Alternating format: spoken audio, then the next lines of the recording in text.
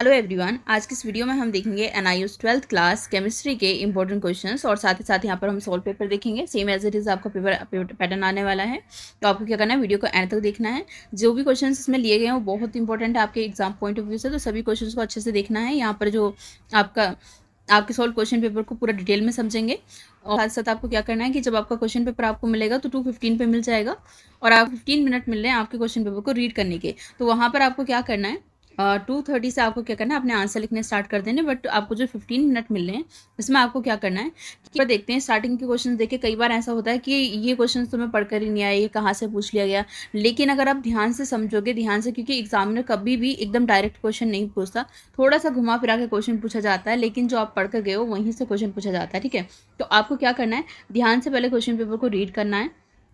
15 minute इसलिए ही extra दिए गए हैं, आप अपने क्वेश्चन पेपर को रीड करिए। उसके बाद में एक गलती नहीं करनी कि बच्चे क्या सोचते हैं कि सीक्वेंस में हमें आंसर लिखने हैं और इसमें क्या हो जाता है कि जो आंसर लास्ट में आता है वो छूट जाता है। तो आपको क्या करना है, जिस क्वेश्चन का आंसर आपको अच्छे से आता है उसको आंसर आपको सबसे पहले लिखना है।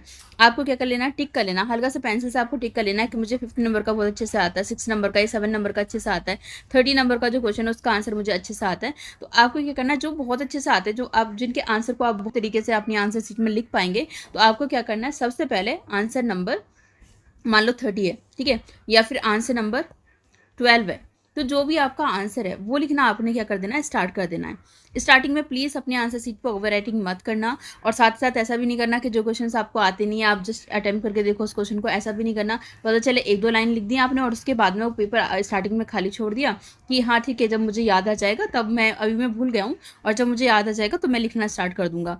ऐसे में क्या होगा कि स्टार्टिंग में आंसर सीट में ऐसी गलती नहीं करनी है। आपको वो क्वेश्चन लास्ट में छोड़ने हैं जिनके आंसर्स आपको अच्छे से नहीं आते। जिनके आंसर आपको अच्छे से आते हैं वो आपको स्टार्टिंग में लिख देना, ठीक है। तब नहीं करना कि क्वेश्चंस के आंसर नहीं समझ में आ रहे कि क्या करना है तो वहाँ पर आप पेपर को खाली छोड़कर आ जाओ। जो भी आपने पढ़ा है उससे रिलेटेड, अगर आपके टॉपिक से रिलेटेड है तो आप उसमें कुछ ना कुछ अपना पॉइंट ऑफ व्यू लिख कर आओ। वहाँ पर आप उस क्वेश्चंस के अकॉर्डिंग क्या समझ रहे हो, क्योंकि आपको क्वेश्चन पेपर हिंदी इंग्लिश दोनों में आता है, तो आपको समझ में आ जाएगा कि वहाँ पर क्या पूछ रहा है, तो अपनी लैंग्वेज में आप वहाँ पर लिख कर आना, ठीक है। और ऐसा भी नहीं करना कि पता चले कि आपसे पूछा गया 30 वर्ड्स में आंसर, आप लिख कर आ रहे हो उसके 50 वर्ड में या 60 वर्ड में, या फिर आपको अच्छे से और अच्छे से आता तो आप 80 वर्ड में उसका आंसर लिख कर आ रहे हो या 100 वर्ड में लिख दिया। नहीं, 30 वर्ड की अगर लिमिट दे रखी है कि 30 to 80 वर्ड्स में आपको आंसर लिखना है, तो आपका 30 वर्ड लिखने में भी काम चल जाएगा। वो आपकी चॉइस है, अगर आप उसे अच्छे से एक्सप्लेन करना चाहते हो तो उसे 80 वर्ड में आप क्या कर दो, उसको एक्सप्लेन कर दो, वरना 80 वर्ड से ज़्यादा में आपको नहीं लिखना, क्योंकि स्टार्टिंग में क्वेश्चन पेपर के आगे आपको मेंशन किया गया होगा कि आपको कितने वर्ड्स में आंसर लिखना। अभी हम आगे पेपर भी देखेंगे, ठीक है। क्वेश्चन पेपर देखने से पहले हम यहाँ पर देख लेते हैं कि आपको कौन से चैप्टर्स पढ़ने, कौन से चैप्टर्स नहीं पढ़ने। तो देखो, आपका जो 40% सिलेबस है वो रिड्यूस कर दिया गया है, मतलब 12 चैप्टर्स हैं जो आपको नहीं पढ़ने। फाइनल एग्जाम में यहाँ से क्वेश्चन नहीं पूछे जाएंगे। तो आपके चैप्टर हैं, तो ये हैं आपके चैप्टर्स जो आपको नहीं पढ़ने, ठीक है। एंड कौन से चैप्टर्स आपको पढ़ने, तो आपका 60% जो पब्लिक एग्जाम में पूछा जाएगा वो आपको पढ़ना है, मतलब 20 चैप्टर्स, जिसमें आपका चैप्टर 1 है, 2 है, 4 है, 7 है, ये चैप्टर्स आपके हैं, ठीक है। और एक और चीज़ मैं आपको बता दूं कि अगर अभी भी आप हमारी ऑनलाइन क्लासेस को ज्वाइन करते हैं, वहाँ से आप एग्ज़ाम की प्रिपरेशन करते हैं, तो आपका कॉन्सेप्ट बहुत अच्छे से क्लियर हो जाएगा, क्योंकि डिटेल में आपके सभी चैप्टर को बहुत अच्छे से कराया गया है। तो उससे क्या होगा कि आपके एग्जाम पेपर में किसी भी टाइप का क्वेश्चन पूछ लिया जाए, आप उसका आंसर आराम से दे पाएंगे। तो अगर क्लासेस ज्वाइन करना चाहते हैं तो लिंक डिस्क्रिप्शन बॉक्स में मिल जाएगा, वहाँ से आप जाके हमारी ऑनलाइन क्लासेस को ज्वाइन कर सकते हैं। 20 चैप्टर्स जो आपको पढ़ने हैं ये आपके सामने हैं। अब हम देखेंगे इसका सैम्पल क्वेश्चन पेपर, यानी कि शॉर्ट क्वेश्चन पेपर। इसके हमने मार्किंग स्कीम के ऊपर मैं एक वीडियो ऑलरेडी बना चुकी हूँ कि आपका ये 100 मार्क्स का पेपर होता है, जिसमें से आपके 20 मार्क्स का होता है प्रैक्टिकल और आपके 16 मार्क्स का होता है इसमें टीएमए, ठीक है। तो ये हमारा 64 मार्क्स की आपकी थ्योरी बचती है। तो 64 मार्क्स में से आपको लाने होते हैं पास होने के लिए 21 मार्क्स मिनिमम है। 21 मार्क्स आपको लेकर आने हैं किसमें, थ्योरी में, 64 में से। और उसके बाद में अगर हम बात करें प्रैक्टिकल की, तो जो 20 मार्क्स का प्रैक्टिकल है उसमें से आपको मिनिमम 7 मार्क्स लेकर आने हैं। टोटल ये हो रहे हैं 28, लेकिन आपको एक सब्जेक्ट में पास होने के लिए 33 मार्क्स लाने होते हैं, ठीक है। लेकिन एक कंडीशन, एक सब्जेक्ट में तो आपको 33 मार्क्स लाने, ये तो कंपलसरी है, बट एक सब्जेक्ट में आपको फिजिक्स में या केमिस्ट्री में आपको क्या करना होगा, थ्योरी का 33% मतलब 21 मार्क्स मिनिमम, और आपके प्रैक्टिकल का 33% यानी कि 20 का 33% निकालेंगे तो 6.5 या 7 के करीब आपका राउंड ऑफ करके आएगा, तो 7 हम मार्क्स मान के चल रहे हैं, ठीक है। तो बाकी के आपके ये मिला के और प्लस आपके TMA के मार्क्स ऐड करके अगर आपके 33 मार्क्स जाते हैं तो आपको पास कर दिया जाता है। बाकी आप कोशिश करें कि आपके केमिस्ट्री में बहुत अच्छे मार्क्स आ जाएँ। तो वो आपको 3 आवर्स का टाइम मिल रहा है और यहाँ पर आपको 43 क्वेश्चन पूछे जाएंगे, सभी क्वेश्चन को करना कंपलसरी है। क्वेश्चन नंबर 1 to 16 आपके मल्टीपल चॉइस क्वेश्चन है जो 1 मार्क्स के आपके हैं, 1 मार्क्स के क्वेश्चन है जिसमें आपको कुछ में चॉइस भी मिल जाएगी, तो आप उनको ध्यान से केयरफुली चेक करिएगा क्योंकि जिनमें चॉइस मिल रखी है उनको आपको क्या करना है, उनमें से एक करना है। उसके बाद में यहाँ पर इन्होंने मेंशन किया जो ये हमारा सेक्शन ए है, सेक्शन ए हमारा ऑब्जेक्टिव टाइप है, यहाँ पर MCQ fill in the blanks type के क्वेश्चंस पूछे जाएंगे या मैचिंग टाइप के क्वेश्चंस पूछे जाएंगे। बाकी हमारा सेक्शन बी हमारा सब्जेक्टिव टाइप है, यहाँ जहाँ पर आपको क्वेश्चन के आंसर्स लिखने होंगे, ठीक है। तो क्वेश्चन नंबर 17 to 28 ये आपके 2 मार्क्स के हैं और यहाँ पर हम देखेंगे डिटेल में क्वेश्चन कैसे रहेंगे। पर इंपॉर्टेंट है आपका सब्जेक्ट टाइप, जहाँ पर क्वेश्चन नंबर 29 से लेके 37 तक 2 मार्क्स कैरी करते हैं ये आपके क्वेश्चंस, लेकिन इनमें आपको 30 मिनिमम 30 वर्ड्स में लिखना है और मैक्सिमम आपको क्या करना है 50 वर्ड से ज़्यादा में अपना आंसर नहीं लिखना, बिकॉज आपको एक ही आंसर सीट मिलेगी, ठीक है। चलिए उसके बाद में क्वेश्चन नंबर 38 to 41 या आपका कितने मार्क्स का 3 मार्क्स कैरी करते हैं एक क्वेश्चन, ठीक है। तो ये आपको 50 वर्ड्स में कम से कम और मैक्सिमम आपको 80 वर्ड्स में इसका आंसर करना है। वहीं अगर हम क्वेश्चन नंबर 42 और 43 की बात करें तो ये 5 मार्क्स कैरी करता है और ये 80 to 120 यानी कि मिनिमम 80 मार्क्स में आपको लिखना है इसका आंसर और मैक्सिमम आपको 120 वर्ड्स में आंसर लिखना है, ठीक है। तो चलिए अब हम यहाँ पर देख लेते हैं डिटेल में आपके क्वेश्चन वाइज। तो ये सैम्पल पेपर आपको स्क्रीन पे नजर आ रहा होगा कि आपके क्वेश्चन नंबर 1 to 16 1 मार्क्स के क्वेश्चन है जो कि MCQs रहेंगे। अब उन क्वेश्चन 1 to 16 को हम डिस्कस करते हैं। जैसे कि अगर मैं आपके बात करूँ, आपको स्क्रीन पे फर्स्ट क्वेश्चन नजर आ रहा होगा। फर्स्ट क्वेश्चन में क्या कहता है वो, विच of the following is responsible for the mass of an electron. बहुत सिंपल क्वेश्चन है, मास ऑफ एटम के लिए कौन रिस्पॉन्सिबल होता है, प्रोटॉन न्यूट्रॉन न्यूट्रॉन प्रोटॉन। बिल्कुल न्यूट्रॉन प्रोटॉन रिस्पॉन्सिबल होते हैं किसके लिए, किसी भी इलेक्ट्रॉन के किसी भी एटम के मास के लिए कौन रिस्पॉन्सिबल होता है, प्रोटॉन और न्यूट्रॉन। मतलब ये किसकी बात कर रहे हैं, एटॉमिक मास की बात कर रहा है। एटॉमिक मास में क्या होता है हमारे पास, number of proton plus number of neutron को प्लस करते हैं उससे उसका एटॉमिक मास आ जाता है, क्लियर। और एटॉमिक नंबर की बात करें तो आप जितने उसके अंदर प्रोटॉन है या फिर जितने उसके अंदर इलेक्ट्रॉन है वो उसका एटॉमिक नंबर होता है। तो इसका आंसर आ जाएगा सी इज द राइट आंसर। कौन सा आंसर हो जाएगा इसका आंसर आ जाएगा आपका सी। नेक्स्ट क्वेश्चन की तरफ बढ़ते हैं। नेक्स्ट क्वेश्चन क्या कहता है, इंक्रीजिंग ऑर्डर लोअर फर्स्ट। आपको सबसे पहले लोअर जो है वो पहले जो जिसकी energy by mass charge by mass ratio calculate करना है, इलेक्ट्रॉन प्रोटॉन न्यूट्रॉन और अल्फा पार्टिकल का। और सबसे पहले जिसका कम है उसको सबसे पहले लिखने हैं। तो देखो आपको पता है कि जो न्यूट्रॉन का चार्ज होता है, चार्ज बाय मास निकालना है, तो चार्ज न्यूट्रॉन पे चार्ज कितना होता है 0। अब इसका मास कितना भी हो में फर्क नहीं पड़ता क्योंकि अगर चार्ज 0 है तो 0 बाय समथिंग आंसर क्या आ गया 0। तो लोअर सबसे पहले लिखना है, तो यानी कि फर्स्ट ऑप्शन भी कट गया हमारा यहाँ से और डी ऑप्शन भी कट गया। हमारे पास बचे बी और सी ऑप्शन, तो या तो हमारा बी सही होगा या फिर सी सही होगा। अब आपको पता है चार्ज बाय मास रेशियो की जब हम बात करते हैं तो हमारा जो इलेक्ट्रॉन का मास होता है वो इलेक्ट्रॉन का जो चार्ज होता है वो कितना होता है, इलेक्ट्रॉन की अगर मैं बात करूं तो इलेक्ट्रॉन का चार्ज होता है 1.6 इंटू 10⁻⁻19। और अगर मैं इसकी मास की बात करूं कूलम, और अगर मैं मास की बात करूं 9.1 इंटू 10⁻31, राइट। ये होता है इलेक्ट्रॉन का मास। आप अपनी नोटबुक पे इसको नोट कर लो, ये है चार्ज और ये है मास। और सिमिलरली अगर मैं प्रोटॉन की बात करूं तो सिमिलर होता है इलेक्ट्रॉन का मास और प्रोटॉन का मास 1.6 इंटू 10⁻19, और जो प्रोटॉन का मास होता है वो होता है 1.7667 इंटू 10⁻27। क्लियर। न्यूट्रॉन का मैंने आपको बता ही दिया, न्यूट्रॉन का मास भी इतना ही होता है। चार्ज तो न्यूट्रॉन के ऊपर 0 होता है और अगर मैं मास की बात करूँ तो कितना होता है 1.67 इंटू 10⁻27, ये होता है न्यूट्रॉन का। और अगर अल्फा पार्टिकल्स की बात करूँ तो अल्फा पार्टिकल्स का double of mass of proton और डिवाइड बाय क्या होता है 6.64 2 इंटू 10⁻24, ये उसका होता है मास। तो आप सारों को कैलकुलेट करोगे तो इससे आपका क्या आ जाएगा, पहले सबसे ज्यादा जो कम मास होता है वो न्यूट्रॉन का होता है। चार्ज बाय मास रेशियो, जो चार्ज बाय मास रेशियो है वो सबसे कम किसका होता है, न्यूट्रॉन का। फिर उसके बाद है अल्फा पार्टिकल, उसके बाद आते हैं प्रोटॉन, और उसके बाद आते हैं आपके कौन, प्रोटॉन के बाद आता है न्यूट्रॉन, फिर अल्फा पार्टिकल, फिर प्रोटॉन और फिर इलेक्ट्रॉन। तो ये देखिए कहाँ पे लिखा हुआ है, तो ये आपका ऑप्शन हो जाएगा कौन सा, न्यूट्रॉन, अल्फा पार्टिकल और प्रोटॉन और इलेक्ट्रॉन। ये देख लीजिएगा जहां पे आपको ये ऑप्शन मिलेगा वही आपका सही आंसर हो जाएगा। इसमें ऑप्शन मेरे को कोई भी नहीं नजर आ रहा, ऑप्शन सारे उल्टे पुल्टे लिखे हुए हैं, तो आप इसको कैलकुलेट कर लेना कि क्या आंसर आएगा इसका। आप कैलकुलेट करोगे अपने आप देख लोगे कि इसका क्या आंसर आएगा। क्वेश्चन नंबर 3 की तरफ चलते हैं। देखो द आयनाइजेशन एंथैल्पी क्या कह रहा है question number 3, the ionization enthalpy of hydrogen atom की आयनाइजेशन एंथैल्पी दे रखी है। आयनाइजेशन एंथैल्पी क्या होती है, इलेक्ट्रॉन को निकालने के लिए जो एनर्जी चाहिए होती है उसका आयनाइजेशन एंथैल्पी बोलते हैं। This energy required to excite the electron in the room from n is equal to 1। अगर इलेक्ट्रॉन को एक एटम में से n इज इक्वल टू 1 यानी फर्स्ट शेल से अगर उसको सेकंड शेल में ले जाया जाता है तो कहता कि आपको वो बताना है the energy required to excite, उस एनर्जी इलेक्ट्रॉन को यहाँ से यहाँ तक ले जाने के लिए, मतलब मान लीजिए ग्राउंड स्टेट से एक्साइटेड स्टेट ले जाने के लिए कितनी एनर्जी उसको देनी पड़ेगी।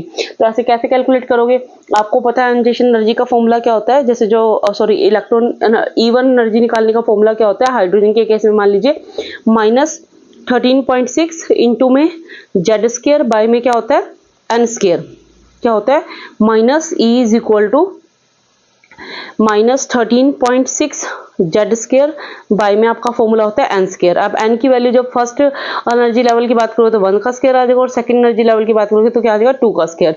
अब आप इसकी आयनाइजेशन एनर्जी दे रखी है यहाँ पे, तो मैं डायरेक्ट फॉर्मूले में बात करूँ E2 - E1। E2 - E1 मतलब पहले सेकंड एनर्जी यानी कि जो एनर्जी हमें गिवन है, कितनी एनर्जी गिवन है 1.312 इंटू 10⁻⁶ सॉरी, और डिवाइड बाय क्या आ जाएगा नीचे क्या आ जाएगा 2 सेकंड लेवल के लिए, माइनस सेम डिवाइड बाय क्या आ जाएगा, यही सिमिलर बात यहाँ लिखेंगे डिवाइड बाय 1 का स्क्वायर। तो ये चीज तो क्या आ जाएगी बाहर कॉमन आ जाएगी, जब ये चीज बाहर कॉमन आएगी तो आपके पास क्या आएगा 1.312, ये तो कॉमन आ गया इंटू 10⁻⁶ कॉमन आ जाएगा और मल्टीप्लाई क्या आ जाएगा 3/4 एलसीएम लेके सोल्व करोगे। तो जब इसको आप सोल्व करोगे तो आपका जो डेल्टा ई है यानी कि E2 - E1 है, जो E2 - E1 है वो आपका कितना आ जाएगा 9.84 इंटू 10⁵ जूल पर मोल आ जाएगा। डी आंसर इसका सही हो जाएगा, कैलकुलेशन आप कर सकते हो।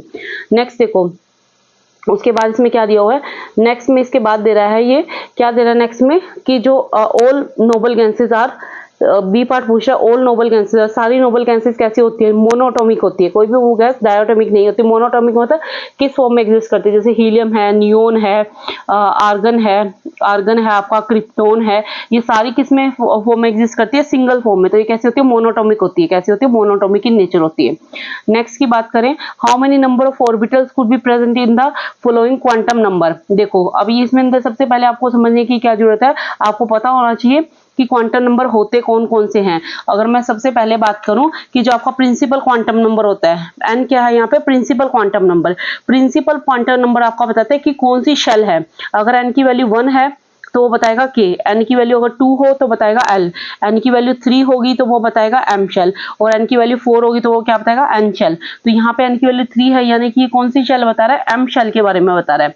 आगे L is equal to 1, L क्या होता है एंगुलर क्वांटम नंबर या एजीमुथल क्वांटम नंबर, ये क्या बताता है आपको सब शेल बताता है यानी कि ये ऑर्बिटल्स बताता है। और एल की वैल्यू कहां से शुरू होती है 0 1 2 3, तो ये ऑर्बिटल कौन से बताता है, सॉरी ऑर्बिटल नहीं, ये सब शेल्स बताता है यानी कि एस शेल है, बी पी शेल है, डी। तो अगर 0 है, एल की वैल्यू 0 है तो एस, पी एल की वैल्यू 1 है तो पी, एल की वैल्यू 2 है तो क्या आ जाएगा आपका डी, और अगर एल की वैल्यू 3 है तो क्या आ जाएगा एफ। इस तरह से ये क्या बताता है सब शेल्स के बारे में बताता है। और एम एल क्या होता है आपका मैग्नेटिक क्वांटम नंबर, जिसको एम एल से नोट करते हैं, वो क्या बताता है आपको ऑर्बिटल्स के बारे में बताता है। ये ध्यान रखना, ऑर्बिटल्स के बारे में कौन बताता है मैग्नेटिक क्वांटम नंबर बताता है। कौन बताता है मैग्नेटिक क्वांटम नंबर। ऑर्बिटल्स यानी कि जो इसकी वैल्यू होती है एम एल की वैल्यू, वो कहां से कहां तक लगेगा -L से लेके -L less than equal to किसके होती है +L के, ठीक है। मतलब अगर आपको एल की एम एल की वैल्यू 0 दे रखी है तो इसकी वैल्यू कहां से लाई करेगी -0 टू +0 लाई करेगी। तो -0 +0 में तो क्या है 0 ही, की वैल्यू 0 ही होती है। तो यहाँ पे अगर एम एल की वैल्यू अगर 0 है तो कौन सा ऑर्बिटल, कौन सी शेल आ जाएगी एस सब शेल की बात करो। कितने ऑर्बिटल हो जाएंगे एक ही ऑर्बिटल, क्योंकि एक ही वैल्यू होगी तो एक ऑर्बिटल, 2 वैल्यू होगी तो 2 ऑर्बिटल, 3 वैल्यू होगी तो 3 ऑर्बिटल। इस तरह से आप वैल्यू कैलकुलेट करते हो। तो इसका आंसर क्या आ जाएगा 1 आ जाएगा। होप आपको क्लियर हुआ होगा, नहीं तो मैंने डिटेल इस पे वीडियो बनाई है, वहां से आप जाके चेक कर सकते हो, और इससे ज्यादा डिटेल मैं यहाँ नहीं बता पाऊंगी। अब बात करते हैं क्वेश्चन नंबर 5 की, the orientation of atomic orbital. मैंने कहा था ना एटॉमिक ऑर्बिटल की जब बात करें तो एटॉमिक ऑर्बिटल में क्या किसका नाम आता है मैग्नेटिक क्वांटम नंबर। अभी आपको एक सेकंड पहले बताया था, जब ओरिएंटेशन ऑफ एटॉमिक ऑर्बिटल की कहीं पे बात करें किस पे डिपेंड करता है एटॉमिक ऑर्बिटल, तो आपका सीधा आ जाएगा मैग्नेटिक क्वांटम नंबर। तो 5th का आंसर क्या हो जाएगा बी आंसर हो जाएगा 5th का। नेक्स्ट क्वेश्चन देखते हैं, क्वेश्चन नंबर इसी के ऑप्शन में है। ऑप्शन में क्या क्वेश्चन कहते हैं, तो मैग्नेटिक क्वांटम नंबर स्पेसिफाई, वो इसी का उल्टा पूछ लिया, orientation of orbital. Magnetic quantum number क्या बताता है ओरिएंटेशन ऑफ ऑर्बिटल के बारे में बताता है। क्वेश्चन नंबर 6 की तरफ बढ़ते हैं। क्वेश्चन नंबर 6 क्या कहता है, ए बॉडी इसका मास है 10 milligram is moving with velocity, इतनी वेलोसिटी से मूव कर रही है। The wavelength of de Broglie wave, de Broglie wave के बारे में बताना है। ये तो सिंपल सा क्वेश्चन है, आपको डी ब्रोगली वेव आती होगी, कैसे कैलकुलेट करते हैं फटाफट से लिखो। डी ब्रोगली वेव का क्या फॉर्मूला होता है, lambda is equal to h by m v. Lambda is equal to, lambda क्या होती है वेवलेंथ, h क्या होता है Planck constant, m into v जो आपको गिवन है। तो अब यहाँ पे जो h है उसकी वैल्यू गिवन है, h तो आपको ये दे ही रखा है, अब उसके बाद आपको m भी दे रखा है, उसके बाद आपको वी भी दे रखा है। बट ध्यान रखना है, आपको mg में दे रखा है, हमें किस में चाहिए किलोग्राम में। तो आप क्या लिखोगे 10 मल्टीप्लाई 10 की पावर -6 किलोग्राम। अब ये हो गया आपका m और v की वैल्यू कितनी होगी 100। तो अब आप कर दो h डिवाइड बाय, इसको कैसे लिखोगे h डिवाइड बाय, h की वैल्यू ये लिख लेना, यहाँ लिखूंगी तो स्पेस खत्म हो जाएगा, इसलिए मैं h ही लिख रही हूँ। h की वैल्यू गिवन है, h की वैल्यू लिख लेना। उसके बाद लिखना 10 मल्टीप्लाई 10 की पावर -6, ये तो क्या होगा मास हो गया, 10 की पावर -6 ये तो मास हो गया, मल्टीप्लाई ये 100। आप इस पूरे को क्या करोगे सोल्व कर लोगे। जब इस पूरे को सोल्व करोगे तो आपका पूरे को सोल्व करने की जरूरत नहीं है, बस जीरो बैलेंस कर लेना। देखो 6.6 तो सब में ही है, तो ये तो कॉमन ही रहेगा। तो देखो यहाँ पे 10 की पावर क्या है आपके पास 6 माइनस के हैं और 3 प्लस के हैं, तो वैल्यू कितनी बचेगी -3, और ऊपर कितना -34 प्लस के 3। 10 की वैल्यू को सोल्व कर रही हूँ तो कितना बचेगा -31, तो -31 आंसर हो जाएगा, तो यानी कि बी आंसर आ जाएगा इसका। तो इसका आंसर क्या आ जाएगा, बी आंसर आएगा। इतनी सिंपल कैलकुलेशन तो आप कर ही सकते हो, फिर भी मैंने आपको बता दी। क्वेश्चन 6 का आंसर क्या हो जाएगा, बी हो जाएगा। आगे देखिए नेक्स्ट क्वेश्चन क्या कहता है, nucleus contain dash percentage of the atom. जो न्यूक्लियस होता है उसमें कितने परसेंट मास होता है, तो आपको ये क्वेश्चन मैं बता चुकी हूँ 99.98। 100 मत कर देना, जब इसने ऑप्शन ही दे रखा है 99.98, तो न्यूक्लियस का जो मास होता है वो कितना कंटेन करता है 99.98, क्योंकि न्यूक्लियस के अंदर क्या होते हैं आपके प्रोटॉन और इलेक्ट्रॉन होते हैं, जिसकी वजह से न्यूक्लियस का मास होता है। इलेक्ट्रॉन का मास बहुत कम होता है, इसलिए वो यहाँ पे 99.98 जो मास होता है न्यूक्लियस का, वो किसकी वजह से होता है, सारा किसकी वजह से होता है, प्रोटॉन और इलेक्ट्रॉन, प्रोटॉन और न्यूट्रॉन की वजह से होता है। इलेक्ट्रॉन्स तो क्या करते हैं, ये न्यूक्लियस है इसके अंदर प्रोटॉन और न्यूट्रॉन होते हैं, इलेक्ट्रॉन तो क्या करते हैं उसके राउंड रिवॉल्व करते हैं, इसलिए कहा न्यूक्लियस का जो मास होता है वो कितना होता है 99.98% होता है। आगे क्वेश्चन नंबर 7 की बात करते हैं। क्वेश्चन नंबर 7 देखिए क्या कहता है, the chemical formula of baking soda. Baking soda का केमिकल फॉर्मूला क्या होता है, NaHCO3 सोडियम हाइड्रोजन कार्बोनेट। ये क्या होता है, ए इसका राइट आंसर आ जाएगा। तो सेकंड कौन सा है, ये वाला, ये मैंने आपको पहले भी बताया था, baking soda, washing soda, POP, ये सब के इनके आपको लर्न करने हैं। तो Na2CO3 क्या होता है, सोडियम कार्बोनेट, ये क्या होता है आपका वॉशिंग सोडा। बी क्या है आपका वॉशिंग सोडा होता है, बी क्या होता है आपका वॉशिंग सोडा, ठीक है। और सी क्या आपका सोडियम सल्फेट है, और NaCl तो क्या होता है आपका नमक होता है। तो इसका आंसर अगर आपकी पूछे बेकिंग सोडा क्या होता है, तो A is the baking soda, sodium hydrogen carbonate. Clear. अब हम क्वेश्चन चलते हैं क्वेश्चन इसी की और में, which has the following electropositive character. अब आपको मैंने बताया हुआ है, जब हमने एस ब्लॉक एलिमेंट की बात करी थी, तो आपके इलेक्ट्रोपॉजिटिव कौन सबसे ज्यादा होते हैं, अल्कली मेटल और अल्कलाइन अर्थ मेटल। मतलब ग्रुप ऐसा ऑर्बिटल होता है, उसमें 2 मेटल्स होते हैं, अल्कली मेटल और अल्कलाइन अर्थ मेटल। तो ये वाले सबसे ज्यादा इलेक्ट्रोपॉजिटिव होते हैं, जिनका +1 चार्ज होता है। तो इसमें +1 चार्ज वाला कौन सा होगा, सीजियम, क्योंकि उस एलिमेंट में कौन कौन से ग्रुप में उसमें कौन कौन से एलिमेंट आते हैं, हाइड्रोजन को तो छोड़ ही दो, lithium, sodium, potassium, rubidium, caesium. तो सीजियम सबसे ज्यादा क्या होता है, इलेक्ट्रोपॉजिटिव होता है। क्लियर हुआ। बाकी के तो क्या कहते हैं, इलेक्ट्रॉन देते ही नहीं है। क्यों, क्योंकि इसका कॉपर का एटॉमिक नंबर क्या होता है 29, पर इसके ये एस में शेल में ना के इलेक्ट्रॉन किस में डाल देता है, 3d10 होता है। ये क्या होता है 4s1 3d10। तो इलेक्ट्रॉनिक कन्फिगरेशन पूरी स्टेबल है, इलेक्ट्रॉन देगा ही नहीं, राइट। बेरियम की बात करूं, बोरियम का एटॉमिक नंबर कितना होता है 56। इसकी इलेक्ट्रॉनिक कन्फिगरेशन लास्ट में क्या आता है 6s2, ये भी स्टेबल है, ये भी इलेक्ट्रॉन नहीं देगा। क्रोमियम की अगर मैं बात करूं, क्रोमियम का एटॉमिक नंबर 34, ये इसकी कॉन्फ़िगरेशन क्या है 3d5। तो क्या ये अपना इलेक्ट्रॉन देगा, नहीं देगा, क्योंकि ये भी हाफ फील्ड है। और सीजियम की अगर बात करो तो एटॉमिक नंबर 55, इसकी इलेक्ट्रॉन कॉन्फ़िगरेशन क्या होती है, जीनोन 4s1। इसके पास एक इलेक्ट्रॉन एक्स्ट्रा, ये अपना इलेक्ट्रॉन क्या होता है जल्दी से दे देता है, इसलिए क्या करता है इलेक्ट्रोपॉजिटिव नेचर शो करता है। नेक्स्ट क्वेश्चन देखिए, question number 8, which of the following has square planar structure. इनमें से कौन सा किसका स्क्वायर प्लेनर स्ट्रक्चर है, किसका स्क्वायर प्लेनर स्ट्रक्चर वो आपको बताना है। तो इसके अंदर से आप देखिए और इसको बताइए मुझे किसका स्क्वायर प्लेनर स्ट्रक्चर है। तो अगर मैं सबसे पहले बात करूं फर्स्ट का है आपका जो स्ट्रक्चर है वो टेट्राहेड्रल स्ट्रक्चर है। फर्स्ट वाले का टेट्राहेड्रल स्ट्रक्चर है, सेकंड वाले का भी टेट्राहेड्रल स्ट्रक्चर होता है, थर्ड वाले का स्ट्रक्चर हाँ बिल्कुल स्क्वायर प्लेनर होगा। इसका आंसर क्या आ जाएगा, सी। स्क्वायर प्लेनर किसका होगा, सी का, सी इज द स्क्वायर प्लेनर। ठीक है। मोहर साल्ट का फॉर्मूला बताना है। देखो ये जो दोनों फॉर्मूले बिल्कुल सेम दे रखे हैं, बट जो मोहर साल्ट का आपका सही फॉर्मूला होता है वो क्या आ जाएगा, बी। 9th का ऑप्शन क्या आ जाएगा, 9th का ऑप्शन आ जाएगा बी। 9th का B is the right answer हो जाएगा। नेक्स्ट देखिए, among of the following alkenes, यहाँ पे एल्कीन्स लिखा हो तो यहाँ पे ब्यूटीन होगा, ये ब्यूटेन नहीं होगा क्योंकि इसने एल्कीन लिख दिया, तो यहाँ पे क्या होगा, एल्कीन लिखा हुआ तो आपका क्या होगा, यहाँ पे ब्यूटीन होगा। ठीक है, ब्यूटीन होगा तो यहाँ पे कर लीजिए आप ब्यूटीन। चलो छोड़ो, ब्यूटीन भी है तो 1 ब्यूटीन है, सिस ब्यूटीन, सिस 2 ब्यूटीन है, ट्रांस 2 ब्यूटीन है। डिक्रीजिंग ऑर्डर में स्टेबिलिटी लिखनी है कि सबसे हाईएस्ट, पहले तो वो पता है जो सबसे ज्यादा स्टेबल हो गया, फिर उससे कम, फिर उससे कम। तो अगर आपको ये याद हो तो ये मैंने आपको बताया हुआ है कि अगर हम इनके स्ट्रक्चर्स को ड्रॉ करें, अगर इनके स्ट्रक्चर्स को ड्रॉ करें तो थर्ड नंबर पे जो होगा वो कौन होगा। देखो सबसे पहले सिस का केस देखो, ये मैंने बहुत अच्छे से कराया हुआ है। सिस का केस देखेंगे तो सिस के केस में कैसे यहाँ पे होगा, CH3 यहाँ पे होगा, CH3 यहाँ पे होगा, और यहाँ पे क्या होगा, 2 H होंगे। सिस के केस की बात कर रही हूँ, 2 H होंगे। तो यहाँ पे इन दोनों की वजह से क्या होगा, स्टीरिक हिंड्रेंस क्रिएट होगी। सबसे पहले अगर मैं बात करूँ स्टेबिलिटी के लिए, देखते हैं हम अल्फा हाइड्रोजन, जिसके पास जितने ज्यादा अल्फा हाइड्रोजन उतना ही ज्यादा क्या होता है, स्टेबल होता है। अगर आप ब्यूटीन की बात करो, ब्यूटीन के पास कितना होता है, ब्यूटीन की बात करूँ तो इसके पास क्या होगा, 1 अल्फा हाइड्रोजन होगा। अब ये मत बताना कि मैम अल्फा कार्बन और अल्फा हाइड्रोजन बताओ, वो मैंने बहुत डिटेल में बताए हुए हैं। और अगर मैं इसकी सिस ब्यूटीन की बात करूँ, इसके पास भी 6 अल्फा हाइड्रोजन होते हैं। और अगर मैं ट्रांस की बात करूँ, इसके पास भी कितने होते हैं, 6 अल्फा हाइड्रोजन होते हैं। तो अब ब्यूटीन तो क्या होगा, सबसे कम स्टेबल हो गया, पर ये दोनों तो बराबर हो गए। तो इसमें क्या देखेंगे हम, स्टीरिक हिंड्रेंस का केस देखेंगे। तो अगर आप बात करो सिस 2 ब्यूटीन के, सिस 2 ब्यूटीन में होता क्या है, सिस 2 ब्यूटीन में आपका होता है, जो सिस 2 ब्यूटीन होता है ना, वो आपका ऐसे सी डबल बॉन्ड हो, C double bond, C double bond C होता है, और यहाँ पे CH3, और यहाँ पे भी क्या लगा होता है, CH3। तो यहाँ पे दोनों जो HH होते हैं। अब आप देखो यहाँ पे दोनों साइड ऊपर में क्या होगा, दोनों बल्की ग्रुप लगे हैं, दोनों बल्की ग्रुप की वजह से इसके बाद स्टीरिक हिंड्रेंस होगी, तो ये ग्रुप कम स्टेबल होगा। पर अगर मैं ट्रांस की बात करूं तो ट्रांस के केस में उल्टा होता है, सी डबल बॉन्ड और सी, यहाँ पे जैसे एक CH3 ग्रुप यहाँ लगा होता है और एक इसके थोड़ा ट्रांस पोजीशन पे लगा होता है, मतलब इससे थोड़ा दूर लगा होता है CH3।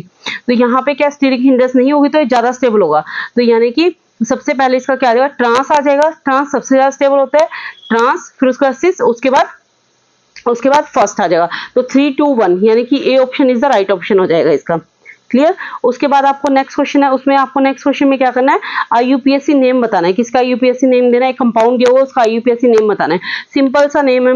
अब काफी स्टूडेंट क्या करेंगे, 1 मिथाइल साइक्लोहेक्सटूइन कर देंगे, ये नेम गलत हो जाएगा, क्योंकि मैंने आपको बताया जब डबल बॉन्ड हो तो डबल बॉन्ड को प्रेफरेंस पहले मिलेगी। तो यहाँ से इसका नंबरिंग काउंट करो, 1 2 3, मतलब यहाँ पे क्या लगा, 3 पे आपका क्या लगा, मिथाइल ग्रुप लगा हुआ है, और उसके बाद क्या बन जाएगा, 3 पे मिथाइल ग्रुप लगा के क्या बन जाएगा, साइक्लोहेक्सीन इन बन जाएगा, साइक्लोहेक्सीन, क्योंकि डबल बॉन्ड है ना, तो is the right answer.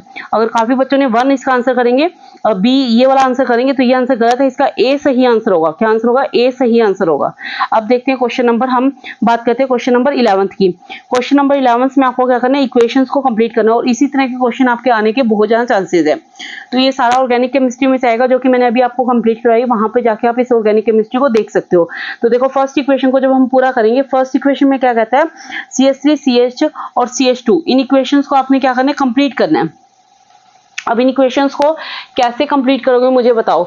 CH3 क्या दिया हो आपके पास, CH3 CH2 और CH2, तो आपसे ये पूछ रहे क्या बनेगा आपके पास, क्या बनेगा इसके अंदर, आपका बनेगा CH3C ट्रिपल बॉन्ड CH बन जाएगा। एनहाइड्रस के साथ क्रिएट करेंगे तो क्या बनेगा, ट्रिपल बॉन्ड CH बन जाएगा। मतलब कौन सा बनेगा, बी रिएक्टेंट बन जाएगा। क्या बनेगा, बी रिएक्टेंट। ये इक्वेशन मैंने बहुत इंपॉर्टेंट करके भी करवाई थी आपको, अगर आप याद हो तो B is the right answer. ठीक है। उसके बाद क्या कहता है नेक्स्ट क्वेश्चन में, देखिए क्या कहते हैं, the treatment of benzene with isobutene in the presence of sulphuric acid. जब आप सल्फ्यूरिक एसिड के साथ इसका ट्रीटमेंट करवाओगे तो क्या बनेगा आपके पास, टर्शरी ब्यूटाइल बेंजीन बन जाएगा। क्या बन जाएगा, टर्शरी ब्यूटाइल बेंजीन बन जाएगा। ये आप करोगे, पढ़ोगे तो आपको याद आ जाएगा। नेक्स्ट क्वेश्चन की तरफ चलते हैं। नेक्स्ट क्वेश्चन कौन सा, क्वेश्चन नंबर 12। जब ये मैंने आपको करवाया था क्वेश्चन नंबर 12, मैंने आपको स्पेशली इंपॉर्टेंट मार्क करके बताया था कि ये क्वेश्चन बहुत ज्यादा इंपॉर्टेंट है। 12th क्वेश्चन देखो, वही क्वेश्चन आया था, phenol is treated with excess of bromine water. तो हमारे पास क्या बनेगा, 2,4,6 ट्राइब्रोमोफिनोल। ये मैंने आपको बोला भी था कि ये तो आप नोटबुक में लिख ही लो, एक डिहाइड्रेशन ऑफ अल्कोहल और एक ये वाला क्वेश्चन 2,4,6 ट्राइब्रोमोफिनोल वाला। ये क्वेश्चन एज इट इज आते हैं, तो वही क्वेश्चन देखो यहाँ आया है, 2,4,6 ट्राइब्रोमोफिनोल बनेगा। उसके बाद देखो नेक्स्ट क्वेश्चन भी आया हुआ है। नेक्स्ट क्वेश्चन क्या है, डिहाइड्रेशन ऑफ अल्कोहल। किसका एग्जाम्पल है डिहाइड्रेशन, डिहाइड्रेशन मतलब हाइड्रोजन को हम रिमूव करते जाएंगे।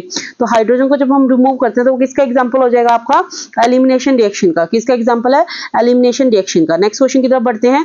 नेक्स्ट क्वेश्चन है, Easter is the reaction between. Easter किसके बीच में रिएक्शन होती है, ये भी मैंने आपको बताया था कि ईस्टर की जब हम रिएक्शन करवाते हैं तो वो किस किस के बीच की रिएक्शन होती है।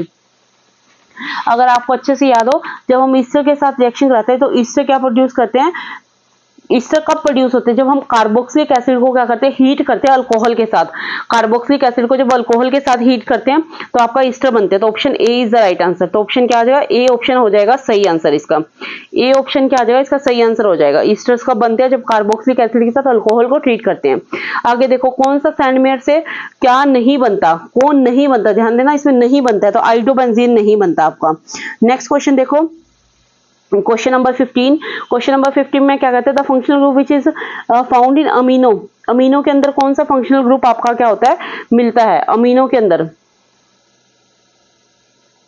आपको क्या कह रहा है, अमीनो विच, एक सेकंड रुकिए प्लीज। हाँ, अब आगे क्या है, the functional group which is found in amino acid. Amino acid के अंदर कौन कौन सा फंक्शनल ग्रुप मिलता है? COH मिलता है, बिल्कुल मिलता है आपका COH मिलता है। आपका NH2 मिलता है, बिल्कुल NH2 मिलता है। CH3 नहीं मिलता, नहीं मिलता। तो आपका both A and B, D answer इसका सही आंसर हो जाएगा।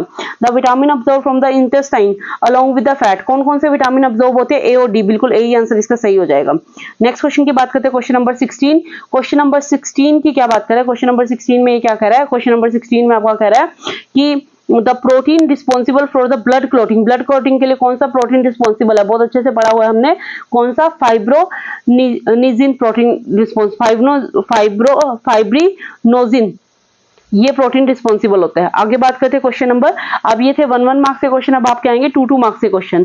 2 मार्क्स के क्वेश्चन में सबसे पहले देखो कौन सा क्वेश्चन है, फिलिंग द ब्लैंक्स आ गया। इसमें से 4 में से आपको कोई 2 क्वेश्चन करने हैं, ठीक है। तो आपका पहला क्वेश्चन है एलिमेंट बिलोंगिंग, जो एलिमेंट 16 ग्रुप से बिलोंग करते हैं उनको क्या कहते हैं? सेलोजुरेंस, ये इसका आंसर हो जाएगा। उसके बाद under ordinary condition oxygen exist, oxygen कैसे एग्जिस्ट करता है?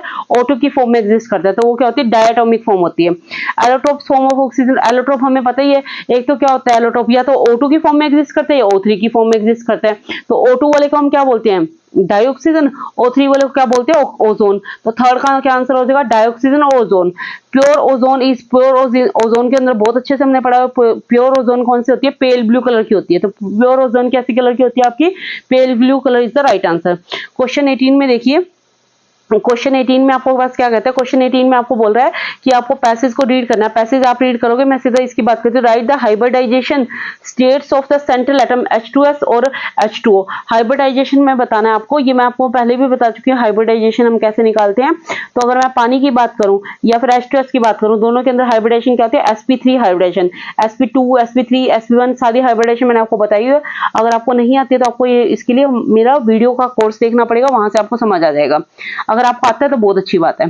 सेकंड क्वेश्चन है, what are the physical states of H2S and H2O। Physical state पानी की तो पता ही है, सबको ही पता होता है कि कैसी स्टेट होती है, लिक्विड स्टेट होती है। पर जो H2S होता है वो किस फॉर्म में एग्जिस्ट करते हैं? गैस की फॉर्म में एग्जिस्ट करते हैं। किसकी फॉर्म में एग्जिस्ट करते हैं? गैस की फॉर्म में एग्जिस्ट करता है। नेक्स्ट क्वेश्चन है क्वेश्चन नंबर 3, इसमें क्या कर रहा है? Right the bond angle between H2O। H2O के अंदर बॉन्ड एंगल कितना होता है? ये भी मैंने आपको बताया 104.5। कितना होता है? 104.5। आगे क्वेश्चन क्या कह रहा है? Draw the Lewis structure of both the hydrates. आपको क्या करना है? लुईस स्ट्रक्चर बनाना है, दोनों हाइड्रेट्स का लुईस स्ट्रक्चर बताना है। लुईस स्ट्रक्चर मतलब डॉटेड स्ट्रक्चर शो करना है, किसका? SH2 का और H2O का। H2O का तो आपने बहुत बार ड्रॉ किया, ऑक्सीजन के वही 4 लोन पेयर दिखा दो और दोनों साइड H बना दो। ये क्या हो गया आपका? लुईस स्ट्रक्चर हो गया H2S का। और अगर हम पानी की बात करें, पानी के में भी ऑक्सीजन के पास क्या है? 4 लोन पेयर। ऑक्सीजन के पास तो 4 लोन पेयर ही रहेंगे, सॉरी सल्फर के पास 4 लोन पेयर हो गए। और यहाँ पे आप क्या दिखा दो? एक H यहाँ दिखा दो, एक H यहाँ दिखा दो। ये बन गया आपका H2S का लुईस स्ट्रक्चर। H2S का लुईस स्ट्रक्चर, ये आपकी लुईस स्ट्रक्चर है। नेक्स्ट देखो क्वेश्चन नंबर 19। क्वेश्चन नंबर 19 में देखो क्या कहता है? क्वेश्चन नंबर 19 में ट्रू फॉल्स बताना है। आगे ये कह रहा है जो आयनिक बॉन्ड है वो ट्रांसफर ऑफ इलेक्ट्रॉन और covalent bond sharing of electron से बनता है, बिल्कुल सही, ट्रू आएगा। पहले का आंसर ट्रू हो गया। आगे क्या कह रहा है? Formation of dative bond involves only transfer of electron from donor to acceptor. बिल्कुल ये बात भी इसकी सही है, डोनर से एक्सेप्टर की तरफ हम जाते हैं तो ही आपके इलेक्ट्रॉन बनते हैं, ये भी ट्रू हो जाएगा। थर्ड कहता है the term chemical bond does not express the existence of strong forces of attraction between the atom. बिल्कुल ये बात भी ट्रू है, ये भी ऑप्शन भी ट्रू हो जाएगा। पहले 3 का आंसर क्या हो गया? ट्रू हो गया। पहले 3 का आंसर क्या आ गया आपका? ट्रू आ गया। फोर्थ का देखते हैं, the formation of chemical involve as increase in the potential energy of the system. नहीं, जबकि कोई केमिकल बॉन्ड बनता है तो पोटेंशियल एनर्जी इंक्रीज होती है सिस्टम की, ये जरूरी नहीं है, ये गलत है। नहीं, तो इसका आंसर क्या आ जाएगा? फॉल्स आ जाएगा। क्या आंसर आ जाएगा? फॉल्स आंसर आ जाएगा। अब देखो क्वेश्चन नंबर 20 की तरफ बढ़ते हैं। 20 क्वेश्चन बिल्कुल सिंपल इजी क्वेश्चन आप कर सकते हो आराम से। क्वेश्चन नंबर 20 क्या कहता है? Complete the following bye given option. Option से आपको करना है वो आप देख लेना। The number of proton in the nucleus of the atom is called. जो नंबर ऑफ प्रोटॉन होते हैं न्यूक्लियस के अंदर, उससे जो नंबर ऑफ प्रोटॉन्स है न्यूक्लियस के अंदर, वो बेसिकली क्या बताते हैं? Atomic number, atomic mass, atomic number बताते हैं। क्या बताते हैं? Atomic number. तो ये फर्स्ट का आंसर क्या आ जाएगा आपका? ये लिखो एटॉमिक नंबर। एटॉमिक नंबर को बताता है। Total number of proton and neutron, अभी बताया था प्रोटॉन और न्यूट्रॉन के टोटल नंबर को कौन बताता है? इसका मास नंबर। क्या बताता है? इसका मास नंबर। सेकंड ये आंसर आ जाएगा। An atom has atomic number 23। Atom है जिसका एटॉमिक मास, सॉरी नंबर नहीं, एटॉमिक मास क्या है? 23 है। Atomic number 11। जब एटॉमिक नंबर 11 हो गया तो किसकी बात कर रहे हैं? सोडियम की बात कर रहे हैं। The atom has dash electron, बताया था आपको जितना एटॉमिक नंबर हो उतने ही इलेक्ट्रॉन, उतने ही प्रोटॉन होते हैं। अगर इसका एटॉमिक नंबर 11 है तो इसके अंदर कितने इलेक्ट्रॉन होंगे? 11 ही इलेक्ट्रॉन होंगे।